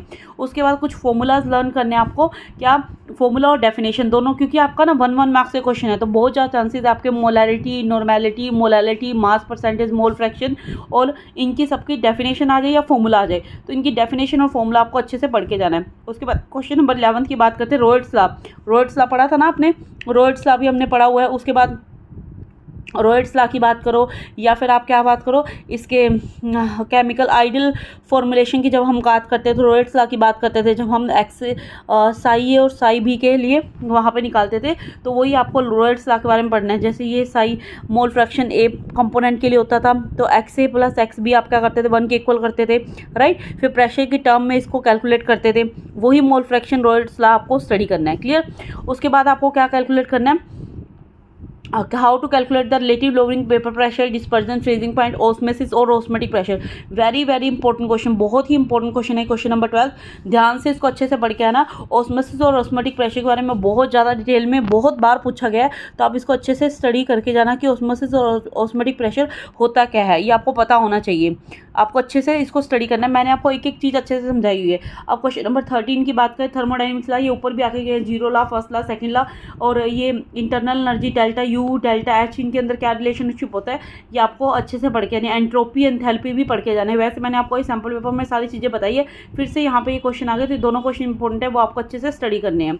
उसके बाद क्या कहता है क्वेश्चन नंबर 15 में क्या कहता है, how to calculate the ionisation constant और dissociation constant K. Dissociation constant K निकालना है आपको, ये मैंने आपको करवाया था। डिसोसिएशन कांस्टेंट के क्या होता है और कैसे कैलकुलेट करते हैं, ये मैंने आपको बताया हुआ है। तो वहाँ से आपको क्या करना है, डिसोसिएशन कांस्टेंट को कैलकुलेट करना है कि डिसोसिएशन कांस्टेंट होता क्या है और हमें इसको किस तरह से कैलकुलेट करते हैं डिसोसिएशन कांस्टेंट को। उसके बाद आपको जब हमने एसिड बेस के बारे में स्टडी किया था, एसिड बेस के अंदर हमने क्या स्टडी किया था, अरेनियस कंसेप्ट के बारे में देखा था, अरेनियस कंसेप्ट देखा था हमने, और ये लोवरी कंसेप्ट देखा था, काफ़ी तरह के ये कंसेप्ट देखे थे। तो उसमें आपको अरेनियस कंसेप्ट में एसिड बेस क्या होते हैं, बोन्स्टर, और लूवरी कंसेप्ट के अंदर भी आपको एसिड और बेस के बारे में स्टडी करना है, ठीक है। उसके बाद आपको dissociation constant degree of ionisation question number 17 में क्या कहता है, dissociation constant degree of ionisation, इन सबको आपको क्या करना है, कैलकुलेट करना है कि क्या होते हैं ये। उसके बाद ये इक्वेशन है हेंडरसन इक्वेशन, ये भी मैंने आपको, बहुत इंपॉर्टेंट इक्वेशन है, ये भी मैंने आपको अच्छे से बताई है, इसको भी आपको कैलकुलेट करना है, स्टडी करना है। अब यहाँ पे अगर आप बोलोगे कि मैम एक एक रिएक्शन करवा दो, पॉसिबल नहीं है ना, इतना डिटेल यहाँ पे हम बता सकते क्योंकि वीडियो बहुत लेंथी हो जाएगी, राइट। तो यहाँ पे मैं सिर्फ इंपॉर्टेंट क्वेश्चन और थोड़ा बहुत इसका इंपॉर्टेंट चीज़ें बता रही हूँ जो आपको इसके अंदर पढ़नी है। उसके बाद ये भी क्वेश्चन बहुत इंपॉर्टेंट है, ऑक्सीडेशन नंबर कैसे कैलकुलेट करते हो। जब आप किसी का भी ऑक्सीडेशन नंबर कैलकुलेट करते एक्स मानते थे और यहाँ पे जो कंपाउंड जाता है उसका मोलिकुलर मास आप सपोज कर लेते थे, सॉरी मोलिकुलर मास निकाल लेते थे। कैसे निकालते थे, उसका एटॉमिक नंबर को ऐड करके कुछ इस तरह से, जैसे H2 है, H2 का आप मोलर मास कैलकुलेट करते थे, जैसे इसका एटॉमिक मास ले लेते हैं 2 हो गया, मान लो हाइड्रोजन का 1 होता है, इसका 2 हो जाएगा, ऑक्सीजन का कितना होता है 16 होता है, इस तरह से आप इसका कैलकुलेट करते थे, राइट। तो वही आपको यहाँ पे कैलकुलेट करने के लिए बोला है कि इसका मोलिकुलर मास वगैरह आपको निकालना है। क्लियर कर लोगे, ये मोलिकुलर मास वगैरह निकाल लोगे। उसके बाद आपको क्या करना है, कोहर्श लॉ बहुत इंपॉर्टेंट है, ये भी मैंने बहुत अच्छे से बताया हुआ आपको, कोहर्श लॉ कैलकुलेट करना है। उसके बाद नेक्स्ट क्वेश्चन है क्वेश्चन नंबर 20, वो क्या कहता है, फैराडेज लॉ। फैराडेज लॉ भी हमने पढ़ा हुआ है, अगर इलेक्ट्रोकेमिस्ट्री वाला चैप्टर याद हो तो फैराडे लॉ हमने चैप्टर नंबर 13 में इलेक्ट्रोकेमिस्ट्री में फैराडेज लॉ पढ़े थे, बहुत ही इंपॉर्टेंट है फैराडे लॉ। ये भी क्या करना है आपको, स्टडी करने हैं, फैराडेज लॉ क्या होते हैं, कैसे इसको हम कैलकुलेट करते हैं, इनके बारे में आपको फैराडेज लॉ के बारे में स्टडी करना है। उसके बाद रिडॉक्स रिएक्शन, रिडॉक्स रिएक्शन कौन सी होती है आपकी, जिसके अंदर आपकी रिडक्शन हो रही हो, ऑक्सीडेशन हो रही हो। अब इतनी आगे आके अब आप ये मत बोलना कि मैम ऑक्सीडेशन और रिडक्शन क्या होती है, इसका मतलब फिर आपने कुछ नहीं पढ़ा, तो उसको अच्छे से स्टडी करना, ऑक्सीडेशन क्या होती है, रिडक्शन क्या होती है, वहाँ से आपको ऑक्सीडेशन और रिडक्शन पढ़ के फिर आपको गैल्वेनिक सेल के बारे में पढ़ना है, गैल्वेनिक सेल क्या होता है उसके बारे में पढ़ना है। फिर हमने लास्ट में, अगर आपको याद हो, सारे सेल्स पढ़ के एक सोल्ट ब्रिज हमने अलग से पढ़ा था, जब हम कोहर्श लॉ के बाद हम जब सोल्ट ब्रिज पढ़ते थे, जैसे कोहर्श लॉ पढ़ा था, फिर हमने इलेक्ट्रोलिटिक सेल के बारे में पढ़ा था, रेडिक सेल के बारे में पढ़ा था, फिर हमने फैराडे के लॉ पढ़े थे। जैसे जो फैराडे का फर्स्ट लॉ था वो क्या कहता था कि जो W है, जैसे अगर मैं फैराडे के फर्स्ट लॉ की बात करूँ तो उसमें क्या कहता था, W is directly proportional to Q होता था। जो W है वो किसके इक्वल होता है, Z क्यू के इक्वल होता था, जहाँ पे Z क्या था आपका इलेक्ट्रोकेमिकल कॉन्स्टेंट था, ठीक है। जब फैराडे सेकंड लॉ की बात की थी तो हमने इसमें क्या कहा था कि जो इक्विवेलेंट मास होता है आपका, जो इक्विवेलेंट मास होता है, इक्विवेलेंट मास किसके इक्वल होता था, molar mass by number of electrons lost और गेन के इक्वल होता था, राइट। तो ये आपके कुछ फैराडेज के लॉ थे जहाँ पे हम कैलकुलेट करते थे। इसी के बाद हमने पढ़ा था रिडॉक्स रिएक्शन और गैल्वेनिक सेल के बारे में पढ़ा था, राइट। तो गैल्वेनिक सेल और रिडॉक्स रिएक्शन में क्या था, आपकी रिडक्शन और ऑक्सीडेशन के बारे में हमने बताया। जैसे जहाँ पे हमने एक रिएक्शन की थी, बहुत ही फेमस रिएक्शन है, जिसके अंदर हम जिंक प्लस कॉपर सल्फेट हमने किया था, जिंक प्लस कॉपर सल्फेट, उससे हमने क्या बनाया था, देखो हमने रिएक्शन क्या की थी, Zn प्लस, शायद आपको याद आ जाएगा, Zn प्लस कॉपर सल्फेट, उसको हम फिर क्या बनाते थे, ZnSO4 बना देते थे प्लस कॉपर बना देते थे, राइट। इस तरह से रिएक्शन करते थे। फिर हम कहते थे यहाँ पे जो Zn है उसके बाद ऑक्सीजन ऐड हो गया, तो यहाँ पे इसकी क्या हो रही है, ऑक्सीडेशन, ऑक्सीजन ऐड हो जाए तो ऑक्सीडेशन हो जाए, ऑक्सीजन यहाँ से रिमूव होगा तो रिडक्शन होगी। इस तरह से हम इसके बारे में स्टडी करते थे। उसके बाद हमने साल्ट ब्रिज के बारे में स्टडी किया था, जो क्या करता था, इनर सर्किट को कंप्लीट करता था। तो ये क्या करता था, इस तरह से हम साल्ट ब्रिज लगाते थे ना, जो इनर सर्किट को कंप्लीट करता था, और ये कॉन्टैक्ट बनाता था दो हाफ सेल्स के बीच में, जैसे एक सेल ये, तो उससे ये कॉन्टैक्ट बनाता था, जिससे ये क्या होता है, आपस में मिक्स हो जाते थे, मतलब एक ब्रिज की तरह काम करता था। इसको इसके अंदर मिक्स करने का काम क्या करता था, ये करता था, याद आया। उसके बाद हमने इलेक्ट्रोड पोटेंशियल भी पढ़ा था इसके अंदर, शायद अब आपको याद आ गया होगा अच्छे से। उसके बाद हम बात करते हैं कि आपका स्टैंडर्ड हाइड्रोजन पोटेंशियल क्या होता है, स्टैंडर्ड इलेक्ट्रो पोटेंशियल पता होना चाहिए। उसके बाद आपको पता होना चाहिए कि उसके बाद स्टैंडर्ड, एक सेकेंड रुकिए, स्टैंडर्ड इलेक्ट्रो पोटेंशियल, एक सेकंड रुकिए, थोड़ा स्क्रीन सेट करनी पड़ेगी, हाँ जी। अब उसके बाद देखते हैं स्टैंडर्ड इलेक्ट्रो पोटेंशियल की अगर मैं बात करूँ तो स्टैंडर्ड इलेक्ट्रो पोटेंशियल क्या होता है उसके बारे में आपको पता होना चाहिए। जैसे कि स्टैंडर्ड इलेक्ट्रो पोटेंशियल में आपकी जो इलेक्ट्रोलाइट होती है उसको पर्टिकुलर टेम्परेचर में मेजर करते हैं, जहाँ पे टेम्परेचर हम क्या लेते हैं 298 केल्विन ले लेते हैं, है ना। तो उसको हम क्या कहते हैं, स्टैंडर्ड इलेक्ट्रो पोटेंशियल कहते हैं। इसको ई नोट से डिनोट करते हैं। इसमें प्रेशर की वैल्यू फिक्स होती है, प्रेशर की वैल्यू कितनी होती है, 1 बार होती है। जैसे अगर हम आगे उसने पूछा है स्टैंडर्ड इलेक्ट्रो पोटेंशियल क्या होता है, आपका SHE से लिखते हैं इसको, है ना, तो इसको कैलकुलेट करते हैं हम। हाइड्रोजन के केस में भी हमने जैसे कैलकुलेट किया था, राइट। उसके बाद क्या कहते हैं, व्हाट इज इलेक्ट्रोकेमिकल सीरीज, बहुत इंपॉर्टेंट क्वेश्चन है। व्हाट इज इलेक्ट्रोकेमिकल सीरीज बहुत बार पूछी जाती है सीरीज के बारे में, तो ये आपको स्टडी करनी है, जिसमें हम सेल ईएमएफ और पोटेंशियल डिफरेंस के बारे में पढ़ते हैं, स्टैंडर्ड सेल ईएमएफ के बारे में स्टडी करते हैं, वही आपका इलेक्ट्रोकेमिकल सीरीज। स्टैंडर्ड जैसे जो इलेक्ट्रोकेमिकल सीरीज थी उसमें जो स्टैंडर्ड पोटेंशियल होता है लार्ज नंबर ऑफ इलेक्ट्रॉन्स के लिए, उसको मेजर करने के लिए हमें क्या करते हैं, लिस्ट बनाते हैं हम इंक्रीजिंग ऑर्डर पोटेंशियल पे, इलेक्ट्रो पोटेंशियल को इंक्रीजिंग ऑर्डर में लिखते हैं, और उस सीरीज़ को ही हम क्या कहते हैं, इलेक्ट्रोकेमिकल सीरीज़ कहते हैं। दोबारा बताती हूँ, इसके अंदर हम स्टैंडर्ड पोटेंशियल में, जब मैं इसकी डेफिनेशन बताती हूँ आपको क्या थी, standard potential of a large number of electrode have been measured, कैसे मेजर करते हैं, and they have been listed in increasing order electric potential. Increasing order potential में अगर हम उसको लिख देते हैं तो उसको सीरीज़ को हम क्या कहते हैं, इलेक्ट्रोकेमिकल सीरीज़ कहते हैं। जैसे हम लिथियम कैसे लिखते थे, lithium, potassium, caesium, barium, CaNa, calcium, sodium, magnesium, aluminium, इस तरह से सीरीज़ बनाई थी ना हमने, आपकी बुक में as it is series given है, तो उसको हम पढ़ते हैं। उसके बाद अगर इसकी बेनिफिट या एडवांटेज की बात करूँ तो ये क्या करता है, हेल्प करता है टू प्रिडिक्ट रिडॉक्स रिएक्शन को प्रिडिक्ट करने में, calculate EMF of a galvanic cell का ईएमएफ निकालने में हेल्प करता है, प्रिडिक्ट करता है feasibility of a redox reaction को। तो ये सारा हमने अगर आपको ध्यान हो पढ़ा था। उसके बाद अगर मैं नर्नस इक्वेशन की बात करूँ, बहुत ही ज़्यादा इंपॉर्टेंट इक्वेशन है, जहाँ पे आपने ये फॉर्मूला लिखा था E = E0 - 2303 RT बाय में NF, याद आया। और साथ में क्या था, log M बाय में N+। तो यहाँ पे क्या था, E क्या था आपका, इलेक्ट्रो पोटेंशियल था, E0 क्या है आपका, E0 है आपका स्टैंडर्ड इलेक्ट्रो पोटेंशियल, R क्या था, गैस कांस्टेंट था जो किस में होता है आपका, जूल पर किलोग्राम में होता है, T टेम्परेचर हो गया केल्विन में, F क्या फैराडे कांस्टेंट है, N क्या number of electrons involve in electrode के अंदर इन्वॉल्व जो नंबर ऑफ इलेक्ट्रॉन्स होते हैं, और आपका Mn+ क्या आ जाएगा, मोलर कंसनट्रेशन हो जाएगी, M क्या आ जाएगा, concentration of pure solid metal, ठीक है, याद आया। ये नर्नस इक्वेशन थी आपकी। आगे क्या कहते हैं, general characteristics of P block element. भाई देखो जनरल, ये ना पी ब्लॉक एलिमेंट आप अच्छे से पढ़ लेना, बिल्कुल 18 चैप्टर है, बिल्कुल 3-4 चैप्टर का ही 3-4 पेज का ही चैप्टर है। अगर आप इसको अच्छे से पढ़ोगे ना आपको समझ आएगी। जनरल कैरेक्टरिस्टिक में जैसे आप एटॉमिक मास पढ़ लो, एटॉमिक रेडियस पढ़ लो।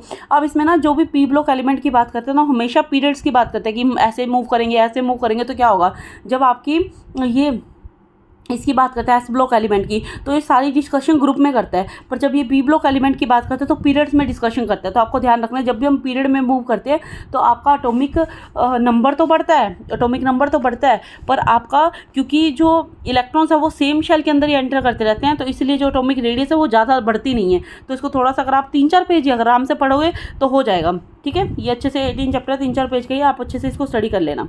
उसके बाद बात करते हैं anomalous behaviour of first number of S block. S block के अंदर हमने 2 तरह के एलिमेंट्स के बारे में पढ़ा था। अल्कली मेटल्स क्या होते हैं, अल्कली अर्थ मेटल कौन से होते हैं। अल्कली मेटल हमारा फर्स्ट ग्रुप था जिसमें हम lithium, sodium, potassium, rubidium, caesium के बारे में पढ़ते थे, राइट। उसके बाद हमारा अल्कलाइन अर्थ मेटल था जो कि ग्रुप 2 था, जिसके अंदर हम मैग्नीशियम, एल्यूमिनियम, कैल्शियम वगैरह इन सब के बारे में स्टडी करते थे।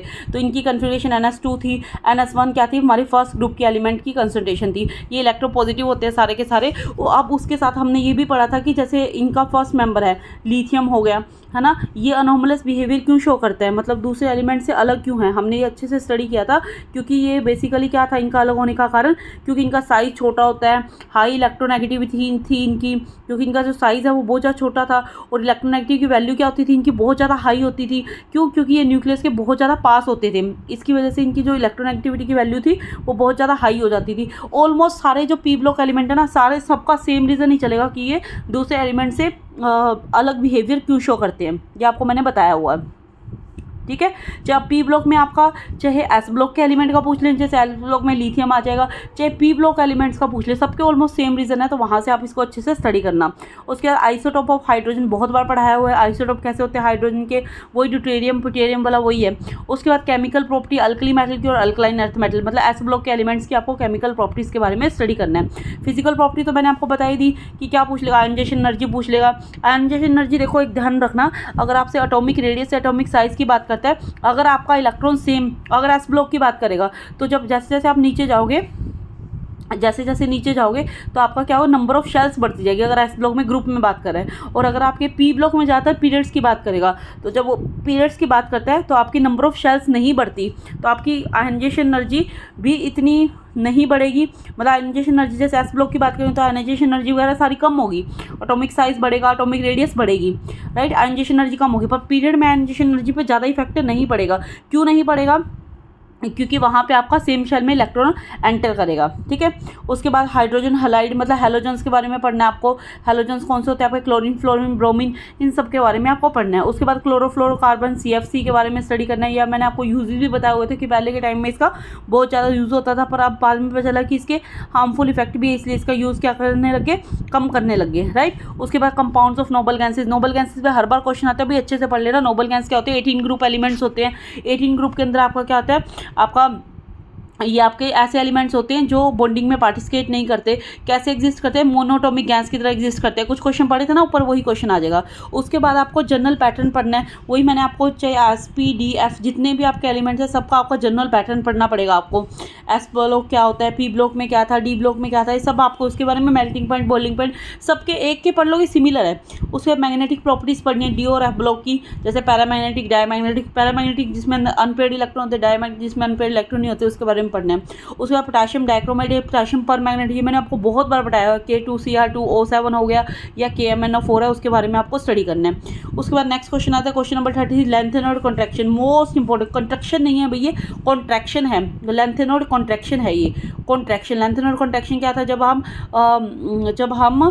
नीचे लेंथेनॉइड से मूव करते हैं, लेंथेनॉइड सीरीज में मूव करते हैं। अभी मैंने लेंथेनॉइड वाला क्वेश्चन बताया ना, लेंथेनॉइड क्या होते हैं, वहाँ पे मैंने आपको लेंथेनॉइड कॉन्ट्रैक्शन भी एक्सप्लेन की थी, एक्टिनॉइड कॉन्ट्रैक्शन भी एक्सप्लेन की थी, वही है तो जो मैंने अभी आपको ऊपर एक्सप्लेन किया था। क्वेश्चन नंबर 34 की बात करें, क्वेश्चन नंबर 34 में आपको वर्नर्स कोऑर्डिनेशन थ्योरी के बारे में बताना है। ये आपकी थ्योरी है, ये आपको खुद स्टडी करनी पड़ेगी। यहाँ पे इतनी लंबी थ्योरी एक्सप्लेन नहीं कर सकते। Valence bond theory, crystal field theory, ये भी मैंने आपको बहुत डिटेल में बताई, इसके बारे में आपको स्टडी करना है। उसके बाद आपको नोमेनक्लेचर, भाई देखो नोमेनक्लेचर मैं नहीं बता सकती आपको, नेमिंग कैसे करनी है, वही सबकी नेमिंग सेम ही रहेगी। सबसे पहले लॉन्गेस्ट चैन चूज कर लो, फिर जहाँ पे फंक्शनल ग्रुप लगा होगा, देखो फंक्शनल ग्रुप आपको सबको लर्न होने चाहिए, कौन कौन से फंक्शनल ग्रुप है, जैसे अल्कोहल हो गया, एल्डिहाइड हो गया, कार्बोक्सिलिक एसिड हो गया, कीटोन हो गया, इनकी नेमिंग आनी चाहिए। जैसे अल्कोहल के लिए ओल यूज़ करते हैं, एल्डिहाइड के लिए अल यूज़ करते हैं, कीटोन के लिए ओन यूज़ करते हैं, तो ये इनकी सबकी नेमिंग आपको अच्छे से आनी चाहिए। फिर उसके बाद इनकी नेमिंग कैसे करते हैं, सबसे लॉन्गेस्ट चैन चूज़ कर लो। फिर फंक्शनल ग्रुप है तो उसको पहले नंबर मिलेगा, अगर कोई अल्केन या अल्कीन है उसको पहले नंबर मिलेगा। फिर आपका अगर दो ग्रुप एक साइज लगे हुए, जैसे 2 मिथाइल लगे हुए तो डाई, 3 लगे हुए तो ट्राई, इस तरह से इसकी नेमिंग मैंने वहाँ पे आपको अच्छे से बताई हुई है। उसके बाद most important types of reaction में सब्स्टिट्यूशन रिएक्शन में आपको बताया था ना मैंने, ये एडिशन रिएक्शन नहीं पे एलिमिनेशन रिएक्शन है। एलिमिनेशन रिएक्शन, न्यूक्लियोफिलिक रिएक्शन, आपका इलेक्ट्रोफिलिक रिएक्शंस, ये सारी आपको उसके अंदर स्टडी करनी है।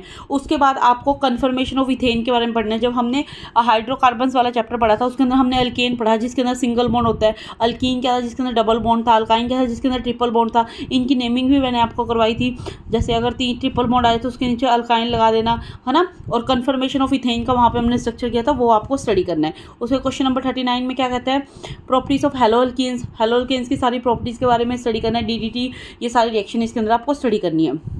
उसके बाद क्वेश्चन नंबर 40 बहुत इंपॉर्टेंट क्वेश्चन है, डिहाइड्रेशन ऑफ अल्कोहल और प्रिपरेशन ऑफ फिनॉल और विलियमसन सिंथेसिस ऑफ ईथर, ये सारा आपका चैप्टर है, अल्कोहल, फिनॉल, ईथर, वहाँ से क्वेश्चन दिए गए, वहाँ से आपको पढ़ना है। उसके बाद कार्बोक्सिलिक एसिड कैसे बनाते हो, आपको पता ना, अल्कोहल से पहले हम क्या करते हैं, जब अल्कोहल को ऑक्सीडेशन करते हैं तो पहले आपका एल्डिहाइड बनता है, एल्डिहाइड को फिर ऑक्सीडाइज करते हैं तो आपका कार्बोक्सिलिक एसिड बनता है। और रिडक्शन के केस में उल्टा होता है, रिडक्शन के केस में हमारे पास क्या था, जो हमारा कार्बोक्सिलिक एसिड था उससे अल्कोहल बन जाता था, एल्डिहाइड हमारा वहाँ पर बन नहीं पाता था, है ना। तो वो रिडक्शन ऑफ कार्बोक्सिलिक एसिड थी, जिसमें हमने ये बेसिकली कार्बोक्सिलिक एसिड की 3 तरह की केमिकल रिएक्शन थी, जिसमें पहली केमिकल रिएक्शन में क्या था हमारा, जो आपका कार्बोक्सिलिक एसिड होता है, कार्बोक्सिलिक एसिड क्या होता है आपका C+O और यहाँ पे एक OH ग्रुप लगा होता है, यहाँ पे एक R ग्रुप लगा होता है। तो 3 केमिकल रिएक्शन हमने पढ़ी थी बेसिकली, उसके फर्दर टाइप पढ़े थे। जैसे हमने कहा था कि पहली केमिकल रिएक्शन में इनका OH बॉन्ड का ब्रेकेज होगा, उसके बेस पे हमने 4 रिएक्शन पढ़ी थी। फिर हमने सेकंड केमिकल रिएक्शन में पढ़ा था जहाँ पे हमने रिडक्शन और डीकार्बोक्सिलेशन पढ़ा था, उसमें हमने कहा था कि ये पूरा इसका OH group COOH group involve होगा। थर्ड में हमने सब्स्टिट्यूशन रिएक्शन पढ़ी थी, जब हमने हार ग्रुप को रिप्लेस किया था, वहाँ से इसको आपको स्टडी करना है, ठीक है। उसके बाद क्वेश्चन नंबर 42 की बात करूँ, 42 क्वेश्चन क्या कहते हैं, प्रिपरेशन ऑफ अमाइंस, अमाइंस की प्रिपरेशन कैसे करते हैं आपको करना है। उसके बाद सैंडमेयर रिएक्शन क्या होती है वो आपको अच्छे से स्टडी करना है। आपसे ये पूछेगा सैंडमेयर रिएक्शन में क्या प्रोडक्ट नहीं बनता वो आपको पढ़ना है। Classification of proton, classification of lipid, structure of nucleic, ये सारे आपको उसके अंदर डिटेल में स्टडी करने हैं। उसके बाद व्हाट इज पोलराइजेशन, पोलिमराइजेशन क्या होता है, टाइप्स ऑफ पोलिमराइजेशन, ये सारा आपको उसके अंदर डिटेल में स्टडी करना है कि टाइप ऑफ पोलिमराइजेशन क्या होती है, क्लासिफिकेशन कैसे करते हैं हम पोलिमराइजेशन पॉलीमर्स की। आपने जब मैंने आपको पॉलीमर्स पढ़ाया था तब मैंने आपको बताया था इसके अंदर कि जो पॉलीमर्स होते हैं उसकी क्लासिफिकेशन कौन किन किन बेसिस पे करते हैं। तो वो आप क्लासिफिकेशन को अच्छे से वहाँ पे स्टडी करोगे कि पॉलीमर्स में क्लासिफिकेशन कैसे की जाती है। क्लियर। तो वहाँ पे पॉलीमर की क्लासिफिकेशन आप कर सकते हो, बहुत ज़्यादा डिफिकल्ट नहीं है, एक बार देखोगे तो अच्छे से लर्न हो जाएगी। ठीक है। उसके बाद नेक्स्ट क्वेश्चन है हमारा बेसिस, मैंने यहाँ पे क्या दिया, on the basis of structure, structure के बेसिस पे मैंने इसकी क्लासिफिकेशन आपको बताई हुई है जो आपको स्टडी करनी है। उसके बाद देखो नेक्स्ट क्वेश्चन की अगर हम बात करें, नेक्स्ट क्वेश्चन क्या कहता है हमारा, पॉलीथीन और पॉलीथीन के बारे में पढ़ना है, टेफ्लॉन के बारे में आपको स्टडी करना है। ये कुछ इंपॉर्टेंट टर्म्स थी जो मैंने आपको दी है, वो आप इन इंपॉर्टेंट टर्म्स को अच्छे से स्टडी करोगे। उसके बाद नेक्स्ट आपका जो चैप्टर आता है वो आपका बनता है सोप्स एंड डिटर्जेंट वाला। सोप एंड डिटर्जेंट वाले चैप्टर में आपको सोप एंड डिटर्जेंट वाले में से जो इंपॉर्टेंट आपको लगे वो इंपॉर्टेंट चीज़ें इसके अंदर पढ़ लेना। ये ज़्यादा लेंथी चैप्टर नहीं है, छोटा ही चैप्टर है सोप एंड डिटर्जेंट वाला, तो उसके अंदर से जो आपको थोड़ा ठीक लगता है सोप एंड डिटर्जेंट कैसे बनते हैं, है ना, ये पढ़ सकते हो। उसके बाद आपको हाइड्रोफिलिक और लिपोफिलिक पार्ट्स के बारे में पढ़ सकते हो इसका, है ना, क्लीनिंग एक्शन शॉप का कैसे होता है उसके बारे में पढ़ सकते हो। वैसे सोप एंड डिटर्जेंट के बारे में मैंने आपको बेसिकली क्वेश्चन आपको बताया पॉलीमराइजेशन के ऊपर, क्योंकि ये जो इसके पार्ट्स है सोप के वो आप 10th क्लास में अच्छे से पढ़ चुके हो, तो मैंने आपको यहाँ पे पॉलीमर्स के बारे में बता दी, क्योंकि क्लासिफिकेशन ऑफ पॉलीमर्स भी आपका सोप वाले चैप्टर में ही आता है। जैसे क्लासिफिकेशन में हम क्या करते हैं, नेचुरल पॉलीमर, सिंथेसिस पॉलीमर, फिर उसके बाद स्ट्रक्चर के बेसिस पे जो क्लासीफाई करते थे उसमें लीनियर पॉलीमर्स आया था, ब्रांच चेन पॉलीमर आए थे, क्रॉस चेन पॉलीमर्स आ जाते थे, है ना। तो इस तरह से हम क्लासिफिकेशन इसकी करते थे, राइट। तो उसके बाद आपके जैसे ये आ जाते थे कुछ नेचुरल रबड़ आ जाती थी, है ना, ड्रॉबैक्स ऑफ रॉ रबड़, इनकी क्या ड्रॉबैक्स है, सिंथेसिस नेचुरल रबड़ और सिंथेसिस रबड़ में क्या फ़र्क होता है, तो ये सारे आपको उसके अंदर से स्टडी करना था। उसके बाद पॉलीथीन आ जाता था जो CH2 से बनता था, पॉलीमराइजेशन ऑफ इथाइलिन से बनता था, है ना। पॉलीपाइलिन आ जाता था जो मोनोमर यूनिट होती थी पॉलीपाइलिन मॉलिक्यूल्स की, जो जनरली मैन्युफैक्चर किया जाता था पास करके पॉलीपाइलिन थ्रू एन हेक्सेन के अंदर से पास किया जाता था। तो ये था सारा आपका